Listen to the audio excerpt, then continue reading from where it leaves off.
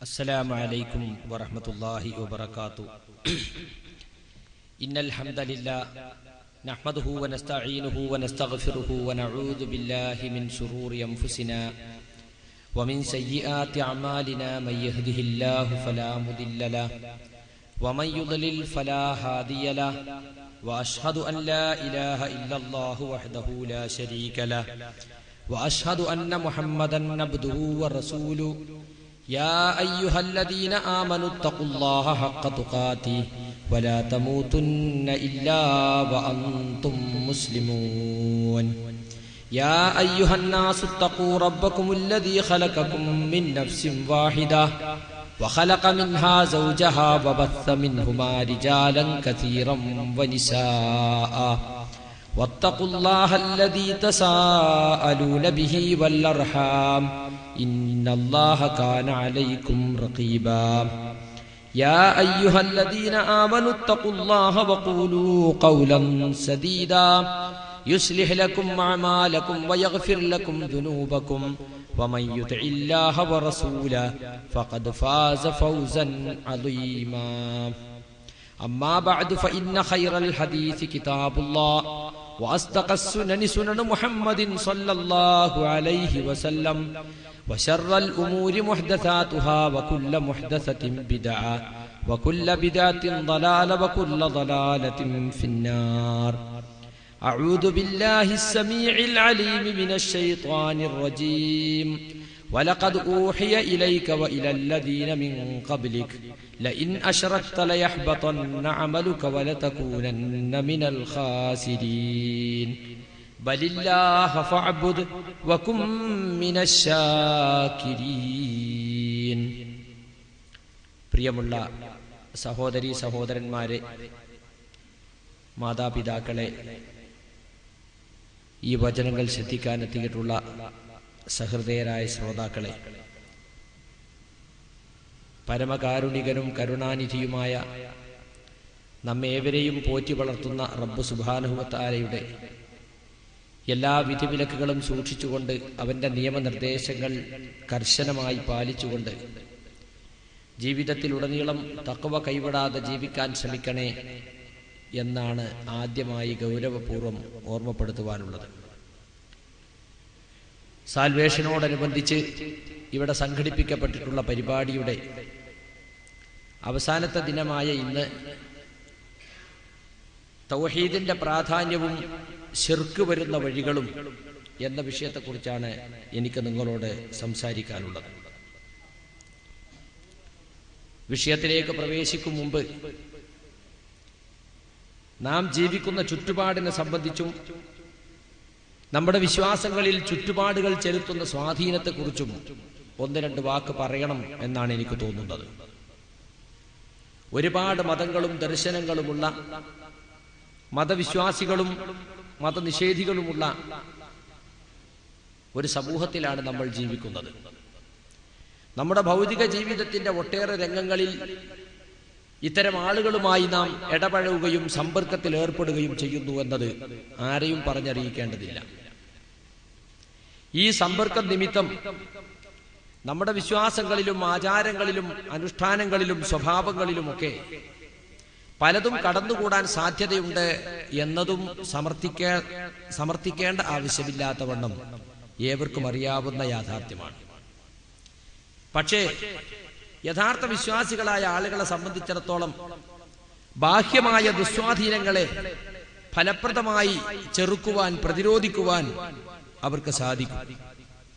വിശ്വാസം ദുർബലമായ ആളുകളെ സംബന്ധിച്ചിടത്തോളം അവർ ആരുമായൊക്കെ സമ്പർക്കത്തിൽ ഏർപ്പെടുന്നുവോ അവരിൽ നിന്ന് അവൻ അറിയാതെ തന്നെ പലതും ഇവനിലേക്ക് സംക്രമിക്കും, അറിയാതെ കടന്നുകൂടും എന്നതിൽ യാതൊരു സംശയവുമില്ല.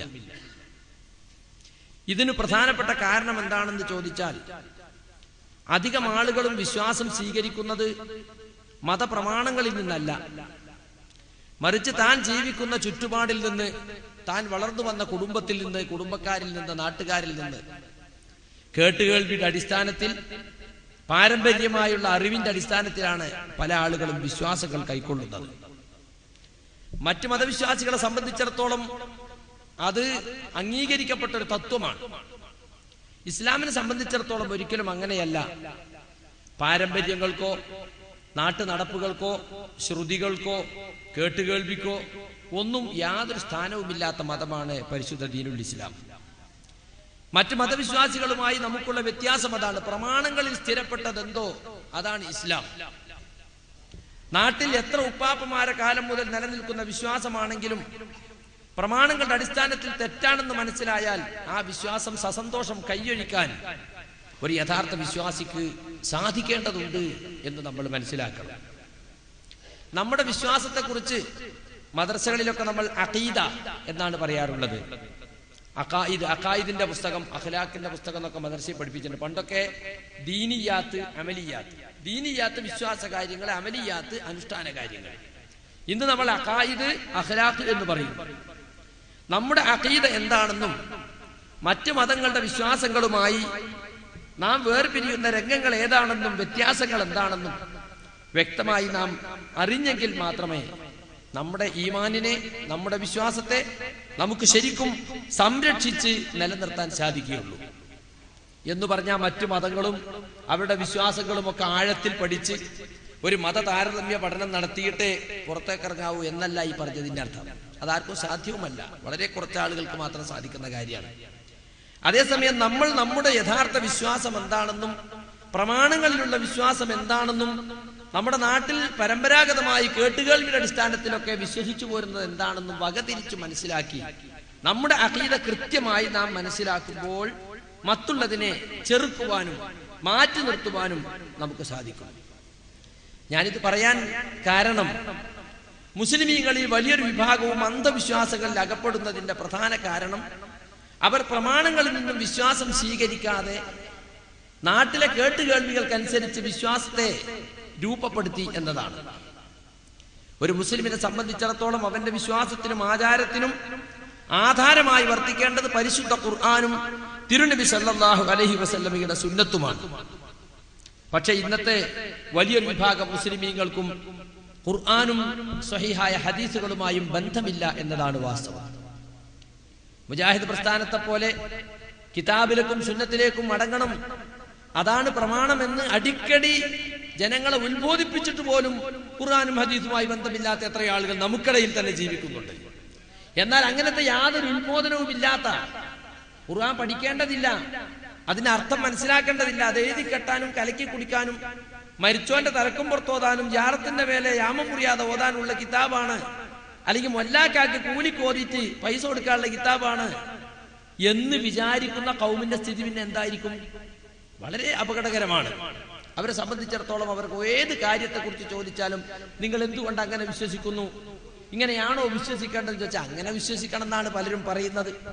ഞങ്ങൾ ഉപ്പാപ്പമാരായിട്ട് ഞങ്ങൾ ഈ തറവാട്ടിൽ ഈ വിശ്വാസം ഉള്ളത്, ഞങ്ങൾ ഈ നാട്ടിലെല്ലാവർക്കും ആ വിശ്വാസം ഉള്ളത് എന്നല്ലാതെ പരിശുദ്ധ ഖുർആനിൽ അങ്ങനെയാണെന്നോ റസൂലുള്ളാഹി സ്വല്ലല്ലാഹു അലൈഹി വസല്ലം അങ്ങനെയാണ് പഠിപ്പിച്ചിട്ടുള്ളതെന്നോ നമ്മൾ മദ്രസയിൽ വെച്ച് ഖുർആന്റെയും ഹദീസിന്റെ അടിസ്ഥാനത്തിൽ അങ്ങനെയാണ് മനസ്സിലാക്കിയിട്ടുള്ളതെന്നോ പലപ്പോഴും പറയാൻ ആളുകൾക്ക് സാധിക്കുകയില്ല.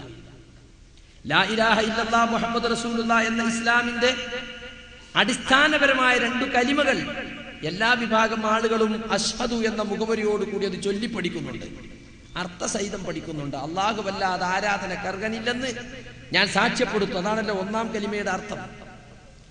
പക്ഷേ ഖേദകരമെന്ന് പറയട്ടെ, ആ കലിമ അർത്ഥസഹിതം ഉരുവിട്ട് പഠിക്കുകയല്ലാതെ അതിന്റെ താല്പര്യം എന്താണെന്നും അത് എന്റെ ജീവിതത്തിൽ വരുത്തേണ്ട മാറ്റം എന്താണെന്നും എന്തൊക്കെ കാര്യങ്ങൾ അതിനെതിരാണെന്നും എന്തൊക്കെ കാര്യങ്ങൾ അതിന് അനുഗുണമാണെന്നും വലിയൊരു വിഭാഗം ആളുകളും മനസ്സിലാക്കിയിട്ടില്ല എന്നതാണ് വാസ്തവം. കൊണ്ട് എന്ത് സംഭവിക്കുന്നു? അതിന് വിരുദ്ധമായ പലതും അവരുടെ ജീവിതത്തിൽ അവരറിയാതെ കടന്നു വരുന്നു. ലാ ഇലാഹ ഇല്ലല്ലാഹ് എന്നതിന് ഘടകവിരുദ്ധമായ വിശ്വാസങ്ങൾ, ആചാരങ്ങൾ ഇസ്ലാമിൽ ഉള്ളതാണെന്ന വിചാരത്തിൽ കൊണ്ടു നടക്കുന്ന ജീവിതത്തിന്റെ ഭാഗമായി മാറ്റിയ എത്രയോ വിശ്വാസികളെ നമുക്ക് കാണാൻ സാധിക്കും. അവരിൽ മിക്കവാറും ആളുകൾ അത് ലാ ഇലാഹ ഇല്ലല്ലാഹ്ക്കെതിരാണ് എന്ന സത്യം അറിയാത്തവരാണ്. കാരണം ശിർക്കും തൗഹീദും ഏകദൈവ സിദ്ധാന്തവും അതിന്റെ വിപരീതമായ ബഹുദൈവ സിദ്ധാന്തവും നെല്ലും പതിരും എന്ന പോലെ കൂടിക്കലർന്ന ഒരു സമൂഹത്തിലാണ് നമ്മൾ ജീവിക്കുന്നത്. അതങ്ങനെ കൂട്ടിക്കലർത്തുക എന്നത് പിശാചിന്റെ അജണ്ടയാണ്. തൗഹീദ് വേറിട്ട് കാണാതെ തൗഹീദുമായി ശിർക്കിനെ കൂട്ടിക്കെട്ടി ഒന്നൊന്നിൽ നിന്ന് വേറിടാത്തവണ്ണം ജനങ്ങളെ ആശയക്കുഴപ്പത്തിലാക്കുക എന്നത് പിശാചിന്റെ പ്ലാൻ ചെയ്ത പദ്ധതിയാണ്. അതിൽ നമ്മൾ അറിയാതെ പെട്ടുപോവുകയാണ്. പല ആളുകളും പറയാറുണ്ട്, എന്തിനാണ് ഈ ശിർക്ക് ചെയ്യരുത്, ശിർക്ക് ഇന്നതൊക്കെ ശിർക്കാണ്, അത് ചെയ്യരുത്, ഇത് ചെയ്യരുത് എന്നിങ്ങനെ പറയേണ്ട കാര്യം എന്താ? ചെയ്യേണ്ടതങ്ങ് പഠിപ്പിച്ചു കൊടുത്താൽ ബാക്കിയൊക്കെ ആളുകൾ അല്ലാന്ന് മനസ്സിലാക്കൂലേ? തബ്ലീഗ് ജമാഅത്തുകാർ പലരും പറയാറുള്ളത് അതാണ്. നിങ്ങൾ ഈ ശിർക്ക്, ബിദ്അത്ത്, കുഫ്ർ എന്നൊക്കെ പറഞ്ഞിട്ട് ഹറാം, അതിനെപ്പറ്റി ഇങ്ങനെ വല്ലാതെ പറയേണ്ടതില്ല. യഥാർത്ഥ ഇസ്ലാമിക ജീവിതം ചെയ്യേണ്ട കാര്യങ്ങൾ മാത്രം അങ്ങ് പഠിപ്പിച്ചു കൊടുത്താൽ ബാക്കിയുള്ളതൊക്കെ താനേ പോയിക്കൊള്ളും. അവർ കുറച്ചും കൂടി മോഡേൺ ശൈലിയിൽ പറഞ്ഞാൽ പോസിറ്റീവായിട്ട് സംസാരിക്കണം. നിങ്ങൾ ഈ നെഗറ്റീവായ സംസാരം നിർത്തണം എന്ന് പറയും. പോസിറ്റീവായിട്ട് തന്നെ ചെയ്യേണ്ട കാര്യങ്ങൾ പറഞ്ഞു കൊടുക്കാം. സാധാരണക്കാർക്ക് അവർ ഉദാഹരണം പറഞ്ഞു കൊടുക്കും. നമ്മളൊരു ഇരുട്ടുള്ള റൂമിലേക്ക് ഒരു ടോർച്ചങ്ങ് അടിച്ചാൽ ആ ഇരുട്ടിനെ പഴി പറയാതെ തന്നെ ഇരുട്ട് നീങ്ങി വെളിച്ചം അങ്ങ് പടർന്നു അവിടേക്ക്. അതുപോലെ ഇസ്ലാമിക ജീവിതമാകുന്ന യഥാർത്ഥ ടോർച്ച് നിങ്ങൾ മുസ്ലിമിന്റെ ജീവിതത്തിലേക്ക് അങ്ങ് അടിച്ചു കൊടുത്താൽ അവിടുന്ന് ശിർക്കും ബിദ്അത്തും കുഫറും ഒക്കെ താനേ പോയിക്കൊള്ളും. അതിന് പഴി പറയേണ്ട ആവശ്യമില്ല, അത് ഒഴിവാക്കണമെന്ന് പ്രത്യേകം ഉത്ബോധിപ്പിക്കേണ്ട ആവശ്യമില്ല. ഇതെല്ലാം കേൾക്കാൻ നല്ല ചുരുക്കുള്ള വാചകാണെങ്കിലും പ്രവാചകന്മാരുടെ പ്രബോധന ശൈലിയല്ല. പ്രവാചകന്മാരുടെ പ്രബോധന ശൈലി ലാ ഇലാഹ ഇല്ലല്ലാഹയുടെ ശൈലിയാണ്. ലാ ഇലാഹ ഇല്ലല്ലാഹ്, ലാ ഇലാഹ എന്ന് പഠിപ്പിച്ചിട്ടാണ് ഇല്ലെന്ന് പഠിപ്പിക്കുന്നത്. ലാ ഇലാഹ എന്ന് പറഞ്ഞാൽ യാതൊരു ആരാധ്യനുമില്ല, ഇല്ലല്ലാഹ്, അല്ലാഹു ഒഴികെ. അപ്പൊ അള്ളാഹു പുറമെ ആരാധിക്കപ്പെടുന്ന, പ്രാർത്ഥിക്കപ്പെടുന്ന, സഹായമർത്ഥിക്കപ്പെടുന്ന ഏതേത് ശക്തികളും വ്യക്തികളും ഉണ്ടോ, ലോകത്തറിയപ്പെടുന്ന കള്ള ദൈവങ്ങൾ, വ്യാജ ദൈവങ്ങൾ, അതേതൊക്കെയുണ്ടോ അതിനെയൊക്കെ നിഷേധിക്കണം, തള്ളിപ്പറയണം. അതിനുശേഷം മാത്രമാണ് അള്ളാഹു മാത്രമാണ് യഥാർത്ഥ ആരാധ്യൻ, സാക്ഷാൽ ആരാധനക്കർഹൻ അവൻ മാത്രമാകുന്നു എന്ന സത്യം പഠിപ്പിക്കുന്നത്. ഇന്നമല്ലാഹു ഇലാഹുൻ, അള്ളാഹു മാത്രമാണ് ഇലാഹ് എന്ന് അങ്ങനെയല്ലല്ലോ പഠിപ്പിച്ചത്. പിന്നെയോ ലാ ഇലാഹ ഇല്ലല്ലാഹ്, യാതൊരു ആരാധ്യനുമില്ല അള്ളാഹു അല്ലാതെ. അപ്പൊ അള്ളാഹു അല്ലാതെ ആരാധിക്കപ്പെടുന്ന എന്തൊക്കെയുണ്ടോ ലോകത്ത് അതിനെയൊക്കെ തള്ളിപ്പറയണം, അതിനെയൊക്കെ നിഷേധിക്കണം, അതൊക്കെ തെറ്റാണെന്ന് തിരിച്ചറിയണം. എന്നിട്ട് അള്ളാഹു മാത്രമാണ് ആരാധ്യൻ എന്ന സത്യം നമുക്ക് മനസ്സിലാക്കണം. ഹുദൈഫത്ത് ബിനുൽ യമാൻ റളിയല്ലാഹു അൻഹു എന്ന സഹാബി അദ്ദേഹം പറയാറുണ്ട്, കാന നാസു യസ്അലൂന റസൂലല്ലാഹി സ്വല്ലല്ലാഹു അലൈഹി വസല്ലം അനിൽ ഖൈരി വകുന്തു അസ്അലുഹു അനിശ് ശർരി. എല്ലാവരും റസൂലുള്ളാഹിനോട് നന്മയെ കുറിച്ചാണ് ചോദിക്കാറുള്ളത്, ഞാൻ റസൂലുള്ളാഹിയോട് തിന്മയെ കുറിച്ചാണ് ചോദിക്കാറുള്ളത്. എന്താ കാരണം? മഖാഫതൻ അഖഫിഹി, തിന്മ എന്താണെന്ന് എനിക്ക് മനസ്സിലാക്കിയിട്ട് ഞാൻ അതിൽ പെട്ടുപോകാതിരിക്കണം. പെട്ടുപോകുമോ എന്ന പേടി കാരണമാണ് ഏതൊക്കെയാണ് തിന്മ എന്ന് ഞാൻ റസൂലിനോട് ഇടയ്ക്കിടെ ചോദിച്ചു കൊണ്ടിരിക്കാറുള്ളത്. ചില ആളുകൾ അങ്ങനെ പറയാറുണ്ട്, ചെയ്യേണ്ട നല്ല കാര്യങ്ങൾ മാത്രം ചോദിച്ചാൽ പോരാ, ചെയ്യാൻ പാടില്ലാത്ത ചീത്ത കാര്യങ്ങൾ കൂടി ചോദിച്ചു മനസ്സിലാക്കണം. കാരണം പല ചീത്ത കാര്യങ്ങളും ഇന്ന് നല്ല കാര്യങ്ങൾ എന്ന വ്യാജേനയാണ് സമൂഹ മധ്യത്തിൽ പ്രചരിപ്പിക്കപ്പെടുന്നത്. ജനങ്ങൾ വിശ്വസിക്കുന്നത്, മനസ്സിലാക്കുന്നത് ഇതൊക്കെ നല്ലതാണെന്നാണ്. പല ബിദ്അത്തുകളും സുന്നത്തിന്റെ കുപ്പായമിട്ടാണ് സമൂഹത്തിൽ വിലസുന്നത്. പല ശിർക്കൻ ആചാരങ്ങളും വിശുദ്ധ തൗഹീദിന്റെ ഭാഗമെന്ന നിലക്കാണ് മുസ്ലിമീങ്ങൾ ഇഖ്ലാസോട് കൂടിയത് ആചരിച്ചു കൊണ്ടിരിക്കുന്നത്. അപ്പൊ അതുകൊണ്ട് ചെയ്യേണ്ടത് എന്താണെന്ന് നാം പഠിക്കുകയും മനസ്സിലാക്കുകയും ചെയ്യുന്നത് പോലെ ചെയ്യാൻ പാടില്ലാത്തത് എന്താണെന്ന് കൂടി നാം പഠിക്കേണ്ടതുണ്ട്. ഉമർ ബിൻ ഖത്താബ് റളിയല്ലാഹു അൻഹു പറയുകയുണ്ടായി, യൂശികു അൻ തൻഖുല ഉറൽ ഇസ്ലാമി ഉർവതൻ ഉർവതൻ ഇദാ നശഅ ഫിൽ ഇസ്ലാമി മൻ ലാ യഅരിഫുൽ ജാഹിലിയ്യ. ജാഹിലിയത്ത് എന്താണെന്ന് മനസ്സിലാക്കാത്തവർ ഇസ്ലാമിക സമുദായത്തിൽ വളർന്നു വരുമ്പോൾ ഇസ്ലാമിന്റെ പിരികൾ ഒന്നൊന്നായി അഴിഞ്ഞഴിഞ്ഞു പോകുന്ന കാലം വരാനിരിക്കുന്നു. സമീപ ഭാവിയിൽ മുസ്ലിം സമൂഹത്തിൽ അത് വരുമെന്നാണ് അദ്ദേഹം പറയുന്നത്. എന്ത്? ജാഹിലിയത്ത് എന്താണെന്ന് തിരിച്ചറിയാത്തൊരു സമൂഹം മുസ്ലിമീങ്ങൾക്കിടയിൽ വളർന്നു വരും. അങ്ങനെ വളർന്നു വരുമ്പോൾ ഇസ്ലാമിന്റെ പിരികൾ ഒന്നൊന്നായി അഴിഞ്ഞു പോകും. എന്താണ് ജാഹിലിയത്ത്? ഇസ്ലാം വരുന്നതിന് മുമ്പുള്ള ജീവിത രീതി, ഇസ്ലാം വരുന്നതിന് മുമ്പുള്ള സംസ്കാരം, ഇസ്ലാം വരുന്നതിന് മുമ്പുള്ള വിശ്വാസം, അതെന്തായിരുന്നു? അത് മനസ്സിലാക്കണം. അപ്പോൾ മാത്രമേ ഇസ്ലാം തുടച്ചു നീക്കിയ വിശ്വാസങ്ങൾ എന്തൊക്കെയാണ്, ഇസ്ലാം അകറ്റി നിർത്തിയ ആചാരങ്ങൾ എന്തൊക്കെയാണ്, ഇസ്ലാം ഉണ്ടാകാൻ പാടില്ലെന്ന് പഠിപ്പിക്കുന്ന സംസ്കാരം ഏതാണ് എന്ന് വിശ്വാസികളായ നമുക്ക് മനസ്സിലാവുകയുള്ളൂ. അപ്പൊ ഇസ്ലാമും ജാഹിലിയത്തും താരതമ്യം ചെയ്ത് പഠിക്കണം. അത് പഠിച്ചില്ലെങ്കിൽ പല ജാഹിലിയത്തും ഇസ്ലാമാണെന്ന് തെറ്റിദ്ധരിക്കും. എന്നിട്ട് എന്ത് ചെയ്യും? ഇസ്ലാം എന്ന വ്യാജന അതൊക്കെ അനുഷ്ഠിക്കുകയും ആചരിക്കുകയും വിശ്വസിക്കുകയും ചെയ്യുന്ന ദൗർഭാഗ്യം ഈ സമുദായത്തിൽ ഉണ്ടാകുമെന്നാണ് ഹസ്രത്ത് ഉമർ ഫാറൂഖ് റളിയല്ലാഹു അൻഹു ആ പറഞ്ഞതിന്റെ ഉദ്ദേശം. നമ്മളൊക്കെ ഞമ്മൾക്ക് ശിർക്കിൽക്ക് പോണ്, അങ്ങനെ ഒരു ഗ്യാരണ്ടി അള്ളാഹുവിന്റെ റസൂൽ പറഞ്ഞിട്ടുണ്ടോ സുഹൃത്തുക്കളെ? ആർക്കാ തെറ്റിപ്പോയി കൂടാത്തത്? റബ്ബനാ ലാ തുസിഗ് ഖുലൂബനാ ബഅദ ഇദ് ഹദൈതനാ വഹബ് ലനാ മിൻ ലദുൻക റഹ്മ ഇന്നക അന്തൽ വഹാബ്. ഞങ്ങളുടെ നാഥാ, ഞങ്ങളുടെ ഹൃദയങ്ങളെ നീ തെറ്റിച്ചു കളയല്ലേ. നീ ഞങ്ങളെ സന്മാർഗത്തിലാക്കിയ ശേഷം മാത്രമല്ല, നിന്റെ അടുക്കൽ നിന്നും നീ കാരുണ്യം ഞങ്ങൾക്ക് ദാനമായി നൽകണേ. നീ വളരെ ഉദാരമായി നൽകുന്നവനാണല്ലോ. ഇത് പ്രാർത്ഥിക്കാൻ നമ്മോട് ഖുർആൻ കൽപ്പിക്കാണ്. അപ്പൊ ആരുടെ ഹൃദയവും തെറ്റിപ്പോകും. ഹൃദയം ശിർക്കിൽ നിന്ന് തൗഹീദിൽ നിന്ന് ശിർക്കിലേക്ക് തെറ്റിപ്പോവുക എന്നത് ഒറ്റയടിക്ക് സംഭവിക്കുന്ന ഒരു പ്രക്രിയയാണെന്ന് നിങ്ങൾ മനസ്സിലാക്കേണ്ടത്. കുറേശ്ശെയായി നമ്മളറിയാതെ നാം ശിർക്കിലേക്ക് എത്തിപ്പോകും. അതിനെ സംബന്ധിച്ചുള്ള ജാഗ്രത പണ്ഡിതനും പാമരനും എല്ലാവർക്കും ഉണ്ടായിരിക്കണം. അല്ലാഹുവിന്റെ റസൂൽ പ്രാർത്ഥിക്കാറുണ്ടായിരുന്നു, അല്ലാഹുമ്മ യാ മുഖല്ലിബൽ ഖുലൂബ് സബ്ബിത് ഖൽബി അലാ ദീനിക്. അല്ലാഹുവേ, ഹൃദയങ്ങളെ മാറ്റിമറിക്കുന്നവനെ, എന്റെ ഹൃദയത്തെ നിന്റെ ദീനിൽ നീ ഉറപ്പിച്ചു നിർത്തണേ. അപ്പൊ അയാൾക്ക് വ്യതിയാനം വരും. അയാൾ എത്ര കാലമായി തൗഹീദിന് വേണ്ടി പ്രസംഗിക്കുന്നു, ഇയാൾക്ക് വ്യതിയാനം വരും. അയാൾ തൗഹീദിൽ പറന്നു പോണ മൗലവിന്റെ മോനല്ലേ? കാര്യല്ല. ഏത് മൗലവിന്റെ ഏത് ആചാര മോനായാലും ശരി, എത്ര വലിയ പണ്ഡിതനായാലും ശരി, വ്യതിചലിക്കുമെന്ന പേടി ഓരോരുത്തർക്കും ഉണ്ടായിരിക്കണം. അതിനെ സംബന്ധിച്ചുള്ള ജാഗ്രത നമുക്കുണ്ടായിരിക്കണം. സുഹൃത്തുക്കളെ, തൗഹീദിന്റെ ഗൗരവം എന്താ, തൗഹീദിന്റെ പ്രാധാന്യം എത്രയുണ്ടെന്നാണ് നിങ്ങൾ മനസ്സിലാക്കേണ്ടത്. എല്ലാ അമ്പിയാക്കളും ലോകത്ത് വന്നിട്ട് പ്രബോധനം ചെയ്തതിൽ മുഖ്യ വിഷയം ഇതായി. നബിമാര് വന്ന നാട്ടിൽ എന്തെല്ലാം വിഷയങ്ങൾ ഉണ്ടായിരുന്നു?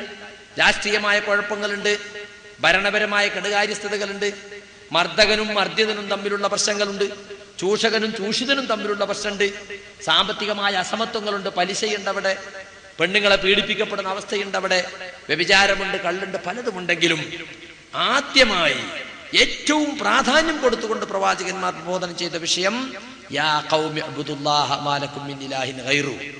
ജനങ്ങളെ, നിങ്ങൾ അല്ലാഹുവിനെ ഇബാദത്ത് എടുക്കണം, അവനല്ലാതെ നിങ്ങൾക്ക് യാതൊരു ആരാധ്യനുമില്ല എന്ന സത്യമാണ് പ്രവാചകന്മാർ ആദ്യം പഠിപ്പിച്ചത്. അതിനെ കേന്ദ്രീകരിച്ച് നിന്നുകൊണ്ടാണ് മറ്റുള്ള വിഷയങ്ങളിലേക്ക് അവർ ജനങ്ങളുടെ ശ്രദ്ധ ക്ഷണിച്ചത്. ഇത് ലോകത്തിന്റെ ഏത് ഭാഗത്തൊക്കെ ഏത് കാലത്തൊക്കെ പ്രവാചകന്മാർ വന്നിട്ടുണ്ടോ ആ കാലത്തൊക്കെ പ്രവാചകന്മാർ ഈ വിഷയം ഒഴിവാക്കാതെ പ്രബോധനം നടത്തി. പ്രവാചകന്മാർ വന്നത് ഏതെങ്കിലും ഒരു നാട്ടിലല്ല, ഭൂമിയുടെ വ്യത്യസ്ത കോണുകളിലാണ്.